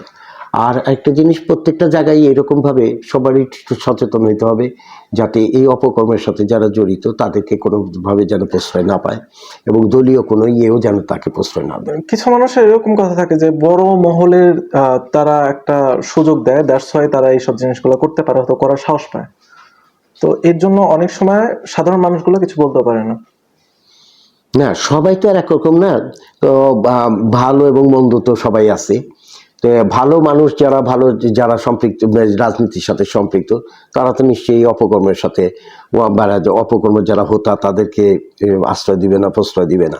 কিন্তু অনেকে আছে সুবিধা ভোগ করে, দলের নাম ভাঙায় বা বিভিন্ন সংগঠনের সাথে সম্পৃক্ত থাকে, তারা ওই যারা এই সমস্তের সাথে যারা সম্পৃক্ত তাদেরকে প্রশ্রয় দেয়। দলের পদক্ষেপ নেওয়া উচিত। হ্যাঁ, অবশ্যই। এবং এটা আমি আবারও বলি যে আমার জেলা বিএনপি যিনি সংগ্রামী আহ্বায়ক, যিনি মাননীয় মন্ত্রী, তিনি এই ব্যাপারে খুবই সচেতন, এবং আমাদেরকে সুস্পষ্টভাবে নির্দেশ দেওয়া আছে যে যাতে কোনোভাবে এই অপকর্মকারীদের কোনোভাবে যেন প্রশ্রয় না দেয় কেউ। আপনার ভবিষ্যৎ পরিকল্পনা কি? লাইক যারা হচ্ছে চাইল্ড গ্যাং, মানে যুব সমাজ যারা বিভিন্ন ধরনের অপরাধ করছে, এবং যারা মাদক নিচ্ছে এবং মাদক বিক্রির সাথে জড়িত, তাদেরকে এই কাজ থেকে দূরে রাখার জন্য ফিউচার আপনার প্ল্যান কি? ফিউচার আমার প্ল্যান, প্রত্যেকটা পাড়া এবং মহল্লায় এইভাবে বিভিন্নভাবে কমিটি করা, এবং সবচেয়ে বড় জিনিস হলো যারা ব্যবহার করে তাদেরকে প্রথমেই মানে হার্ড লাইনে না যায়, তাদেরকে বোঝানো, তাদেরকে ওইভাবে আস্তে আস্তে যাতে ওই লাইন থেকে সরে আসে যারা ব্যবহার করে। আর যারা বিক্রেতা তাদের বিরুদ্ধে একদম স্ট্রিম রোলার চালানো উচিত, এবং এই ইয়ের সঙ্গে কোনোভাবে আপোষ করা যাবে না। আর আরেকটা জিনিস, যারা ব্যবহার করে তাদেরকে যদি প্রথমেই আপনি হার্ডলাইনে যায় তাদেরকে মারধর করেন, সেটা আমার মনে হয় যে খুব ভালো হবে না। সেক্ষেত্রে তাদেরকে সতর্ক করা, বারবার সতর্ক করা, 2বার 3বার তাদেরকে সতর্ক করা, এবং এই সতর্ক করার পরেও যদি তারা সম্পৃক্ত থাকে, তারা ব্যবহার করে, তাদেরকে কঠিনভাবে শাস্তি দেওয়া এবং আইনের হাতে তুলে দেওয়া। প্রত্যেকটা দলের ক্ষেত্রে আমি কিছু ভালো খারাপ দুটা জিনিসই দেখি, বাট রিসেন্টলি আমি বিএনপি যে পার্লামেন্টের মধ্যে বলা হয়েছিল যে মাদক এবং অনলাইন জুয়ার ক্ষেত্রে জিরো টলারেন্স, সেই সময় সেই কথাটা আসলে ভালো লাগছিল। আসলে যেগুলা ভালো জিনিস সেগুলাকে আমাদের আসলে গ্রহণ এবং ক্লাব, কারণ হচ্ছে এটা ভালো জিনিস ছিল। সেটার পরে দেখা গেছে যে অনেক ধরনের মাদক যারা ব্যবসায়ী তারা ধরা খাচ্ছে। কিন্তু অনেক মানুষ কিন্তু ধরাছোঁয়ার বাইরেও আছে, অনেকেই ধরাছোঁয়া। তাদেরকে চিহ্নিত করতে হবে যারা ধরাছোঁয়ার বাইরে আছে। বিভিন্ন গোয়েন্দা সংস্থা বলেন, যেমন সেদিন আমি আইন শৃঙ্খলা কমিটির মিটিংয়ে আমি বলছি যে আপনারা প্রত্যেকটা জায়গায় আপনারা মোবাইল টিম যাবেন, মোবাইল টিম আপনাদের সোর্সগুলি আছে, তারা জানে কোথায় বিক্রি হয়, কারা বিক্রি করে। সেক্ষেত্রে আমি কিন্তু স্পষ্টভাবে বলছি যে আপনাদের সেই সোর্সগুলি আপনারা ব্যবহার করেন, আপনারা আমাদের সহযোগিতা নেন, আপনারা সেই জায়গায় মাদক নির্মূলের জন্য যা কিছু করা দরকার আপনাদের করতে হবে। সেক্ষেত্রে ওই যে একটা জিনিস আমাদের বর্তমান সরকার কিন্তু, যে আপনি বললেন কথাটা, অনলাইন জুয়া এবং আপনার প্লাস মাদক, এই তো যদি জিরো টলারেন্স, এটা আমাদের সবারই করা উচিত। কারণ আপনার যদি এই জিনিস থেকে যদি আমাদের যুব সমাজ বলেন, আমাদের যারা ছোট নতুন প্রজন্ম আছে, তাদেরকে যদি আপনি রক্ষা করতে না পারেন, এই জাতি আপনার ভালো হবে না কোনো। আচ্ছা, আপনি একজন হেলথ কেয়ার পারসন, আপনার নিজে একটা প্রতিষ্ঠান ছিল যেটা হচ্ছে স্বাস্থ্য রিলেটেড। সো পৌরসভার যে পৌর এলাকা আছে, এই পৌর এলাকার স্বাস্থ্য সেবা উন্নয়নে আপনার ভবিষ্যৎ পরিকল্পনা কি? স্বাস্থ্যসেবা উন্নয়নে আমার পরিকল্পনার মধ্যে সেটা হলো আপনার বিভিন্ন ইয়াগুলি আছে, সরকারি প্রতিষ্ঠানগুলি আছে, যে সেগুলি একটু তাদের প্রতি নজর দেওয়া, পাশাপাশি আমাদের যে কর্মসূচিগুলি আছে, পৌরসভার যে কর্মসূচি আছে, সেগুলি যাতে সুন্দরভাবে মানে সেটা পরিচালিত হয় এবং মানুষ যাতে স্বাস্থ্য সেবাটা পায়, সেটা টিকার থেকে শুরু করে যা কিছু আছে, আপনি সেগুলি কিন্তু অবশ্যই আপনি নিশ্চিত করতে হবে। আর সবচেয়ে বড় জিনিস হলো সেবার ক্ষেত্রে আপনার যারা সমাজে যারা নেতৃত্ব দেয়, তাদেরকে আপনার অগ্রণী ভূমিকা পালন করতে হবে। ওকে। নারী আর শিশুদের ক্ষেত্রে, মানে তাদের নিরাপত্তার ক্ষেত্রে আপনি কি ভাবছেন? লাইক আমি প্রথমে বললাম যে প্রচুর পরিমাণে মানিকগঞ্জে ধর্ষণ বেড়ে গিয়েছেন, তারপর ইপটিজিং, এইসব জিনিসগুলো খুব বেশি পরিমাণে হওয়া শুরু হয়েছে। সো সেই ক্ষেত্রে আপনার এটা নিয়ে পরিকল্পনা বা ভাবনা কি? এটাকে কিভাবে নির্মূল করা যায়? এটা ইপটিজিং, এটাও একটা ব্যাধির মধ্যে পড়ে।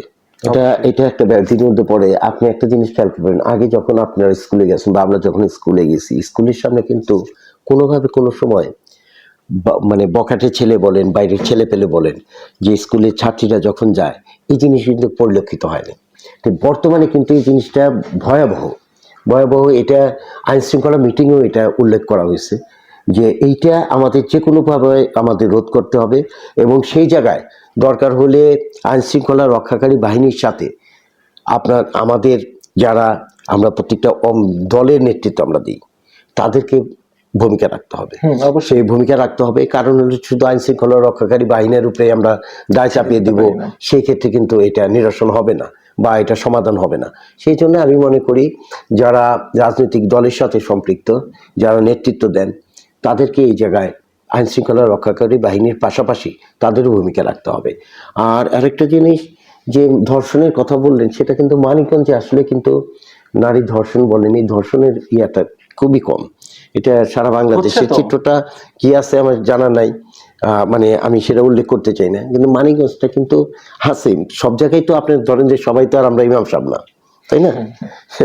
যে আমরা ইমাম সাহেব ভালো কাজ করেন, ভালো পথে চলেন, আমরা তো সবাই তা না। কিন্তু এই জায়গায়ও যে রাজনৈতিক দলের কিন্তু গুরুত্বপূর্ণ ভূমিকা থাকতে হবে। অবশ্যই, এর জন্য আমি এই কোশ্চেনটা আনলাম, কারণ হচ্ছে এটা একটা ঘৃণিত কাজ, যেটা কম হোক বা বেশি হোক হচ্ছে। আমি চাই যে এই জিনিসটা একদমই না হোক। এটা আমরা চেষ্টা করব যে অন্তত সবার মধ্যে এই সচেতনতা আনতে হবে, যাতে নারী যাতে নিরাপদ থাকে, কারণ আমার বোন আছে, আমার মেয়ে আছে, হ্যাঁ, তাহলে স্বাভাবিকভাবে সে যদি নিরাপদ না থাকে, তাহলে তো আর কিছু থাকে না। তো এইরকম খালি আমার দিকটাই আমার ভাবতে হবে না, আমার সবার দিকটাই ভাবতে হবে, যাতে সব ঘরেরই নারী এবং তার নিরাপত্তার বিষয়টা আমাদের নিশ্চিত করতে হবে। পৌর এলাকায় পৌরসভার তরফ থেকে কি যে অ্যাম্বুলেন্স বা জরুরি সেবা বাড়ানোর পরিকল্পনা আছে? অবশ্যই আছে। সেই ক্ষেত্রে যেমন এখন একটা আছে, লাশ বহন করার জন্য একটা শুধু গাড়ি আছে। আমি মনে করি যে আগামী দিনে যদি আমি নির্বাচিত হই, অবশ্যই স্বাস্থ্য সেবার জন্য অ্যাম্বুলেন্স অবশ্যই ব্যবস্থা করা লাগবে। আচ্ছা, শুধু ওই লাশবাহী গাড়ি থাকবে তা না। ওকে, মানিকগঞ্জে বিশুদ্ধ পানি এবং স্যানিটাইজেশন এই নিয়ে আপনার কি ভাবনা? মানিকগঞ্জে পানিটা আসলে তো সবসময় আয়রন যুক্ত এবং বরাবরই, যে কারণে অনেক মানুষের সমস্যাও তৈরি হয়। তা আমি বিশুদ্ধ পানির ক্ষেত্রে অবশ্যই আমাদের যেটা পানির বিশুদ্ধকরণ যে প্ল্যানগুলি আছে এইটার আরো বাড়ানোর চিন্তা ভাবনা আছে, যে আমি আরো, কারণ নাগরিকের বিশুদ্ধ পানিটা তো একটা স্বাস্থ্যের জন্য সবচাইতে বড় জরুরি। তো এইটা নিশ্চিত করতে হবে, এবং স্যানিটাইজেশনের ব্যাপারগুলিও, এটাও আমার মনে হয় যে আগামী দিনে আর পরিকল্পনা সহ সেটা আমার ব্যবস্থা করা। আঙ্কেল, আমার আব্বু একটা কোশ্চেন করতে বলছে, এটা দেখছেন আমার অলরেডি নাই, তারপর আমি এটা করব, সেটা হচ্ছে গ্যাস। আব্বু এটা আমাকে বলছে যে পার্সোনালি তুমি এই কোশ্চেনটা বলবা। গ্যাস মানিকগঞ্জে নাই, এটা নিয়ে আপনার চিন্তা ভাবনা কি? দেখেন, আসলে ঢাকা থেকে মানিকগঞ্জ অত্যন্ত কাছের, মাত্র 60-65 কিলোমিটার। তো এইটা আমরা বিগত দিনে আমরা গ্যাস পাইছি, কিন্তু বিগত প্রায় 8-10 বছর এইটা আমরা মানিকগঞ্জের কোনো গ্যাস পাই না। এটা আমরা 5 থেকে 6 বছর বিনা কারণে উইদাউট গ্যাস, মানে গ্যাস নাই, গ্যাসের লোকজন আসছে, তাদেরকে বিল দিই নাই, এটার জন্য তারা আসছে। তা আমি এমন দিন গেছে, সে অফিসার আমি বলছি যে আপনারা আমি ম্যাচ লাইটারটা দিলাম, হ্যাঁ লাইটারটা দিলাম, আপনি আমার বার্নারটা জ্বালায় দেন, যদি আপনি দিতে পারেন তাহলে আমি আপনার বিল দিব। আমরা এখন পর্যন্ত আমি বিল দিব, বিল দিব। উনি সে একটু উত্তেজিত হইল, তখন তো আসলে ফ্যাসিস্ট সরকারের সময় খুব লাউডলি বলতেও পারতেছি না, তারপরেও আমি বলছি, পোলাইটলি বলছি যে আপনারা যে গ্যাসের লাইনটা কাটতে আসছেন, তা আপনারা কেন আসছেন? আপনি কি আমার গ্যাস দিতে পারেন? আমি যে আপনার তখন আমার 6টা বার্নার ছিল, 6টা দোতলার থেকে শুরু করে আমার 6টা চুলা জ্বলতো, কিন্তু ওই সময় আমি 6টা চুলার কোনো গ্যাস পাইনি। কিন্তু আমার 5 থেকে 6 বছর আমি বিনাই আমার 6টা বার্নারের চুলার আমার বিল দিতে হয়েছে। তে ওনার সঙ্গে একটু উচ্চবাচ্যই হইলো, তারপরে ওনারা চলে গেল না। এবং সেই সময়ের প্রধানমন্ত্রী তখন নাকি জ্বালানি দায়িত্বে ছিলেন, ওনারও ভয় দেখাইলেন। তা আমি বললাম যে ঠিক আছে, আপনি আপনার প্রধানমন্ত্রীর ভয়টা দেখাই গেলেন, তো ঠিক আছে। এইটা কিন্তু মানিকগঞ্জের সবচেয়ে বড় সমস্যা, যে আমরা ঢাকার অত্যন্ত কাছে, অথচ আমরা একটা সময় আমরা ওই গ্যাস পাই না, এবং আমরা দুইজন ভুক্তভোগী, সবাই আমরা ভুক্তভোগী, মানিকগঞ্জবাসী আমরা ভুক্তভোগী।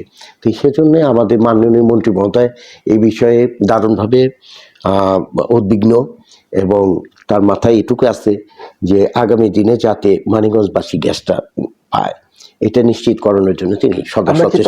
বলতে চাচ্ছি যে আমরা খুব তাড়াতাড়ি গ্যাস পাচ্ছি ইনশাল্লাহ। এবং আমাদের বললাম যেটা মাননীয় মন্ত্রী মহোদয় তিনি সচেষ্ট আছেন এই বিষয়ে, যাতে তার মানিকগঞ্জবাসী, যেহেতু তিনি মানিকগঞ্জ জেলার দায়িত্বপ্রাপ্ত মন্ত্রী, তিনি শুধু মানিকগঞ্জ সংসদীয় 3 আসনের এমপি নন, তিনি মানিকগঞ্জ জেলার দায়িত্বপ্রাপ্ত মন্ত্রী। কি মনে হয় কতদিন আসার চেয়ে? আমার ধারণা যে খুব স্বল্প সময়ের মধ্যেই আমরা এটার ব্যবস্থা হবে গেছে। ওকে, সামনে ইলেকশন নিয়ে একটু কথা বলি। আপনার নির্বাচনে আপনার মূল প্রতিশ্রুতি কি? পৌরসভার যে জনগণ তাদের জন্য প্রতিশ্রুতি কি আপনার?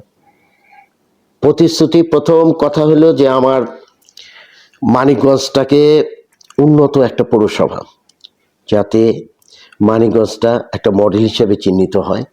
কারণ দীর্ঘদিন যেহেতু এই পৌরসভাটা অবহেলিত, মানিকগঞ্জবাসী নানাবিধ নাগরিক সুবিধা থেকে বঞ্চিত, সুতরাং আমার প্রথম কথাই থাকবে মানিকগঞ্জের পৌরসভার উন্নয়ন, রাস্তাঘাট, ড্রেনেজ সিস্টেম, তারপরে পরিচ্ছন্নতা, দুর্নীতিমুক্ত পৌরসভা, এটাই হলো আমার সবচেয়ে। আচ্ছা, আল্লাহ করুক আপনি নির্বাচনে জিতলে প্রথম 2 মাস, আচ্ছা 100 দিনে আপনার পরিকল্পনা কি থাকবে?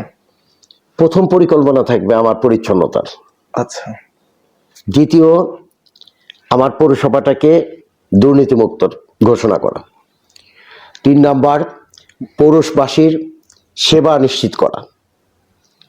4 নাম্বার, রাস্তাঘাটের উন্নয়ন দিকে নজর দেওয়া, যে রাস্তাগুলি চলা যায় না সে রাস্তাগুলি বিশেষ করে তিনটা মেইন সব সদরের যে তিনটা রাস্তা, এই রাস্তা তিনটার উন্নয়ন করা ওকে। এবং আমার মন্ত্রী মহোদয়ের সঙ্গে কথা বলে যে জিনিসটা যে পৌরবাসীর জন্য আগে গ্যাসটা আমার নিশ্চিত করতে হবে। Oh wow, thank you so much, thank you so much. আপনার যে প্রতিদ্বন্দ্বী যারা যারা দাঁড়াবে, কি মনে হয় আপনি তাদের থেকে কেন আলাদা?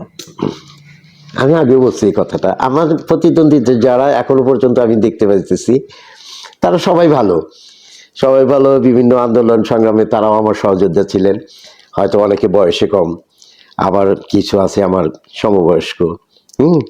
তো সমবয়স্ক, এই জন্য আমি সবাইকে ভালো বলি। আমি কোনো প্রার্থী সম্পর্কে কোনো অমূলক কোনো কথা বলবো না।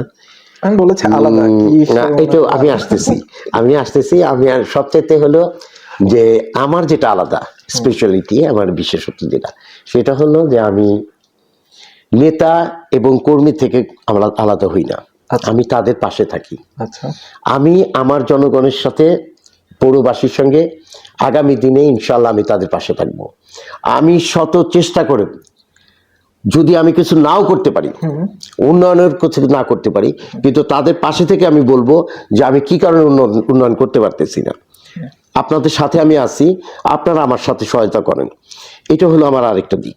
আরেকটা দিক হলো যে আমি প্রতিশ্রুতি ভঙ্গ করি না, আমি ওয়াদাবদ্ধ। এখনো পর্যন্ত আমি যখন গণসংযোগে ব্যস্ত, তাদের কাছে কিন্তু আমি যে কথাগুলি বলছি সেই ওয়াদা কিন্তু আমি পূরণে প্রথম আমি অগ্রাধিকার, যে আমার এই ওয়াদাগুলি আমার পূরণ করতে হবে। এই বিশেষত আমার এই দুইটা। আর আরেকটা জিনিস হলো যে আমি মানুষের ক্ষতি করি না কারোর আজ পর্যন্ত। এবং এই ছাত্র রাজনীতি, এই বয়স 45 বছর বয়স ছাত্র রাজনীতির আমার, আমি কোনোদিন কারোর বিরুদ্ধে মামলা করিনি। আচ্ছা, আমি মামলায় পড়ছি, বাট আপনি করেন নাই? না, আমি আমার ওই হিংসাত্মক মনোভাব নাই। অনেকে আমার অনেকভাবে ক্ষতিগ্রস্ত করছে, আমি জানেন যে আমার ব্যবসাটাও নিয়ে গেছে, সেক্ষেত্রে আমি অনেক সময় মামলায় পড়ছি যারা ইয়ে, কিন্তু আমি কখনো কারোর বিরুদ্ধে মামলা করিনি। আমি কারোর ক্ষতির চিন্তা করি না। আচ্ছা, নিশ্চয়ই যে আমার ক্ষতি করছে সেও উপলব্ধি করতে পারবেন যে এই জিনিসটা করা উচিত হয়নি তার সাথে। এই জিনিসটা আমি সব মানে প্রাধান্য দিই। এটাই আমার স্পেশাল, মানে বিশেষভাবে আমার আলাদা। আচ্ছা, মানুষ রাজনীতিবিদদের উপর আস্থা হারাচ্ছে, অনেক মানুষ, সবাই না, অনেক মানুষ। আপনি কিভাবে এই বিশ্বাস ফিরাবেন? এটা আপনার কর্মের উপরে, এই বিশ্বাসটা আপনার আনতে হবে। কারণ যখনই আপনি দেখবে যে আপনার নেতা কর্মীরা যখন দেখছে যে আপনি তাদেরকে ছাড়া যান নাই, আপনি আপনার কমিটমেন্ট যেটা ছিল সেটা আপনি বল রাখছেন, যখন এই মানুষগুলি যখন দেখবে যে আপনার যা বলেন এবং কাজ এবং কর্মের কথার মধ্যে আমরা মিল আছে, অবশ্যই সেই লোকগুলি ভাববে যে না, এই জিনিসটা তার মধ্যে আছে। সুতরাং এই রাজনীতিবিদরা খালি তো আপনি একা না, তাই না? আপনি যখন এই জিনিসটা প্রমাণ করতে পারবেন বারবার যে না, কথা এবং কাজের সাথে মিল থাকে, যখন আপনার প্রতি আস্থাটা চলে আসবে, অবশ্যই সে লোকগুলি আপনার কাছে থাকবে। আচ্ছা, জনগণের কাছে যে জবাবদিহিতা থাকার জন্য আপনি কি কোনো প্ল্যাটফর্ম বা কিছু তৈরি করবেন? সেটা আমি নির্বাচিত হওয়ার পরে আমি অবশ্যই একটা যে অ্যাকাউন্টেবিলিটি, যেটা জবাবদিহিতার বিষয়, সেটা অবশ্যই একটা জায়গা থাকবে আমার, যে আমি যেন জবাব দিতে পারি। সবার উদ্দেশ্যে একটা মেসেজ দেন যে দুর্নীতির বিরুদ্ধে আপনার অবস্থান কি? আমার জিরো টলারেন্স দুর্নীতির বিরুদ্ধে। আমি একটা কথা বলি যে আমার কিন্তু কোনো চাওয়া পাওয়ার নাই, যে আমি ওইখানে যে আমার 10 টাকা নিতে হবে, 10 টাকা খাইতে হবে, এইরকম মানসিকতা আমি পোষণ করি না। আল্লাহ পাক আমি যে অবস্থায় রাখছেন আমি অনেক ভালো আছি। তো সুতরাং আমি যেহেতু দুর্নীতির সাথে সম্পৃক্ত থাকবো না, অবশ্যই আমি ওই পৌরসভাটাকে দুর্নীতিমুক্ত করব এবং একটা জিরো টলারেন্স এই ক্ষেত্রে শূন্যের কোঠায় থাকবে। আগামী 5 বছরে মানিকগঞ্জ পৌরসভাকে আপনি কিভাবে দেখতে চান, কেমন দেখতে চান? আগামী 5 বছরে মানিকগঞ্জ থাকবে হলো সুন্দর পরিচ্ছন্ন, উন্নয়নের ছোঁয়া যেখানে থাকবে, ক্লিন সিটি যেটা বলা, এবং পরিচ্ছন্ন একটা শহর। মানুষ যেন আইসা পা দেওয়ার সঙ্গে সঙ্গে বলতে পারে যে মানিকগঞ্জটা অত্যন্ত পৌরসভাটা, মানিকগঞ্জ অত্যন্ত ভালো একটা জায়গা, সুন্দর একটা জায়গা, পরিচ্ছন্ন একটা শহর। আচ্ছা আচ্ছা। মানুষ আসলে মানে অনেক মানুষের এটা কথা, আমি তো মানুষের কথা তুলে ধরার জন্য আসছি, দ্যাটস আমি বলতেছি যে মানুষ বলে এরকম যে নির্বাচনের আগে সবাই প্রতিশ্রুতি দেয় বাট পরে ভুলে যায়। তো আপনি তাদের উদ্দেশ্যে কি বলবেন? এটা এটা আমি যখন আমি প্রচারণায় যাই, যে 10 জন তার বলে না, একজন কিন্তু ঠিকই বলে যে ভাই শুনেন, এই অতীতেও দেখছি যে তারা বলে গেছে কিন্তু পরবর্তীতে আর আসে নাই। তখন আমি বললাম কথাটা, ওই লোকটারে বললাম, 9 জনকে বললাম না, ওই লোকটারে আমি বললাম, বুঝাইয়া বললাম যে ভাই সবাই তো একরকম না, সবাই একরকম না। আমি আপনাকে এইটুকু কথা দিতে পারি যে আমি যেভাবে আপনার কথা দিয়ে যেতেছি, ইনশাল্লাহ আপনাদের দোয়ায় আমি নির্বাচিত হইলে আমি আমার কথা এবং কাজের সাথে মিল রাখবো, কারণ আমি ওয়াদা ভঙ্গ করি না। এটা আমি অনুসরণ করি আমার জেলা বিএনপি সংগ্রামী আহ্বায়ক, যিনি আমার আন্দোলন সংগ্রামের সাহসী সেনাপতি ছিলেন, জনাব আফরোজা খান রিতাকে, তিনিও যেরকম ওয়াদা বা প্রতিশ্রুতি ভঙ্গ করেন না, আমি ওনাকে অনুসরণ করার চেষ্টা করি। ইনশাল্লাহ আমি আমি আমার এই যে পৌরবাসী যারা আছেন তাদেরকে আমিও প্রমাণ রাখতে পারবো যে আমি ওয়াদা কাজে এবং কাজের কথার সাথে মিল রাখি। আচ্ছা, রাজনীতিতে আসলে কি টাকা ছাড়া সফল হওয়া সম্ভব হয়? অবশ্যই হওয়া যায়, অবশ্যই হওয়া যায়। রাজনীতি শুধুমাত্র টাকা দিয়ে রাজনীতি হয় না, কারণ আমার অনেক উদাহরণ আছে যে যারা টাকা ছাড়াও রাজনীতি করে আসছে। আমি আমার আমি আমি আমি এতদিন রাজনীতি করছি, আমার কিন্তু সেই টাকা মানে ব্যয় করতে হয় নাই। যে আমি যতটুকু আসছি, আমি ছাত্র রাজনীতি করছি, ধরেন জেলার ছাত্র দলের প্রেসিডেন্ট ছিলাম, সেক্রেটারি ছিলাম, আমি এখন বর্তমানে কৃষক দলের সভাপতি। তবে হ্যাঁ, রাজনীতি করতে গেলে টাকা লাগে, কিন্তু টাকা ছাড়া রাজনীতি হয় না, সেটা কিন্তু সঠিক না। আচ্ছা আচ্ছা। এবং এটার ক্ষেত্রে আমি মনে করি যে আপনি খন্দকার দেলোয়ার হোসেন, যিনি প্রয়াত মহাসচিব, জেলা মাননীয় চিফ হুইপ ছিলেন এবং আমাদের দলের মহাসচিব ছিলেন, তিনি কিন্তু টাকা ছাড়াই রাজনীতি করছেন, এবং তার যে উত্থান, তার যে ওই অবস্থানে যাওয়া, সেই পদে যাওয়া, আমি তো দেখি নাই ওনার যে টাকা ছিল খুব। আপনার জয়ের সবচেয়ে বড় কারণ কি হবে? কিসের জন্য আপনার জয় হবে বলে আপনি মনে করেন? আমার আগেও বলছি আমি কথাটা, যে আমার জয়ের কারণটা হলো যে আমার নেতা এবং কর্মীদের মেইন শক্তিটাই আমার নেতা এবং কর্মী, এবং তারা যখন আমার সাথে ছিলেন, তাদের যখন আমি ছাইরা যাইনি, এবং তারা ওইটুকু আস্থা আমার উপরে রাখেন, সুতরাং আমার জয়ের কারণ এইটা যে আমার এই মানিকগঞ্জে পৌরবাসী যারা আছেন তাদের সঙ্গে যখন আমি কথা বলতেছি, তারাও এটা উপলব্ধি করবেন যে এই লোকটা ছেড়ে যাওয়ার না। এটাই আমার জয়ের কারণ। 10 বছর পর মানুষ আপনাকে কিভাবে মনে রাখুক এটা চান আপনি? যে আমি একটা কথা আগেও বলছি যে এটা মানুষ তার কর্মের মাধ্যমেই বাঁচে, মানুষ 1000 বছর বাঁচে না। তা আমিও চাই, যেমন আমি একটা কথা বলছি যে আমার পরিবারের থেকেও একটা কথা বলছেন আমার স্ত্রী, যে মানুষ কিন্তু দেখো, রাজনীতি করতেছো তুমি তোমার কর্মের মাধ্যমে বাইচা থাকো, তুমি যেখানে যাইতেছো বা যে পদে যাইতেছো, যার জন্য তুমি খাটতেছো, তুমি আগামী দিনে মানুষের মধ্যে তুমি বেঁচে থাকবা, এইরকম কাজ তুমি করো। সুতরাং এটা আমার জন্য একটা বড় পাওয়া, মানে বড় পাওয়া। আমি কিন্তু আগে উপলব্ধি করি না এই কথাটা, যখন আমার স্ত্রী আমাকে এই কথা বললেন, যে আমার অর্ধাঙ্গিনী এই কথা বললেন যে তুমি মানুষের মধ্যে বাচ্চা থাকো, এটা আমি চাই। এটা আমার জন্য অনেক বড় একটা জিনিস। আহ, আমি আর দুটো কথা বলবো, সেটাই করে আমি হয়তো আমার পডকাস্ট একদম শেষের দিকে। প্রথম কথা হচ্ছে, আমি একটা রিকোয়েস্ট করবো আপনাকে। ইনশাল্লাহ যদি আপনি ভবিষ্যৎ মেয়র হন, তাহলে আপনি আরেকদিন আমার গেস্ট হবেন। অবশ্যই, এবং আপনি অবশ্যই। কাইন্ডলি আপনার 1.5 ঘন্টা 2 ঘন্টা আমাকে দিবেন। আমি আপনাকে বলতেছি, আমি আল্লাহ পাক যদি আমাকে সুস্থ রাখেন এবং আল্লাহ পাক যদি আমাকে নির্বাচিত করেন, অবশ্যই আজকে যেরকম আপনি আমার ইন্টারভিউ নিলেন, এবং আগামী দিনে এর চাইতে বেশি সময় নিব ইনশাআল্লাহ। ইনশাআল্লাহ। একদম শেষের দিকে আমার পডকাস্ট, একদমই শেষের দিকে। পুরা মানিকগঞ্জবাসীর উদ্দেশ্যে আপনার শেষ মেসেজটা কি থাকবে প্লিজ? মানিকগঞ্জবাসী ভালো থাক, সুস্থ থাক, সুন্দরভাবে তারা জীবনযাপন করুক, এবং মানিকগঞ্জের পৌরসভার যারা আছেন বাসী, মানিকগঞ্জের নাগরিক যারা আছেন, তারা সুন্দরভাবে জীবনযাপন করুক, ভালো নেতৃত্ব আসুক পৌরসভায়, এটাই আমি আশা করি। এবং ভালো থাকবেন সবাই। আল্লাহ হাফেজ। থ্যাংক ইউ সো মাচ সবাইকে, এবং আপনাকে অনেক অনেক অনেক ধন্যবাদ যে আপনি the daily bus with Ali নূরকে এত সময় দিলেন। আপনার মূল্যবান সময়, এই সময়টা অবশ্যই মূল্যবান সময়, আপনার এই সময়টা আমাকে দিলেন।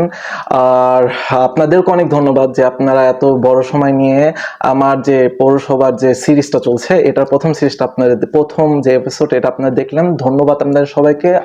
আপনাকেও অসংখ্য ধন্যবাদ। আপনি এই ইন্টারভিউটা নেওয়ার জন্য আপনি আমাকে যখন বলছেন, আমি এটা সানন্দে নিছি, এবং আপনি আপনার অনেক সময় নষ্ট করে আমার ইন্টারভিউ নিলেন, এর জন্য আমার ব্যক্তিগত পক্ষ থেকে অনেক অনেক ধন্যবাদ। আপনি অনেক ভালো করবেন, ইনশাল্লাহ আপনাকে ভালো রাখবেন, আল্লাহ পাক আপনি সুস্থ রাখবেন, এই আশা করি। ধন্যবাদ আপনাকে, ধন্যবাদ আপনাদের সবাইকে। সবাই থাকবেন the daily bus with Ali Noor এই পডকাস্ট চ্যানেলে। সবাই ভালো রাখবেন, আমার জন্য দোয়া করবেন, আঙ্কেলের জন্য দোয়া করবেন।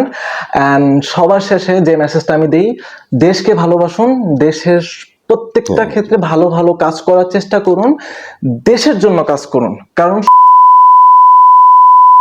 আমি যে মেসেজটা সবার শেষে দিই সেটা হচ্ছে, বাংলাদেশ চিরজীবী হোক, বাংলাদেশ সবসময় ভালো হোক।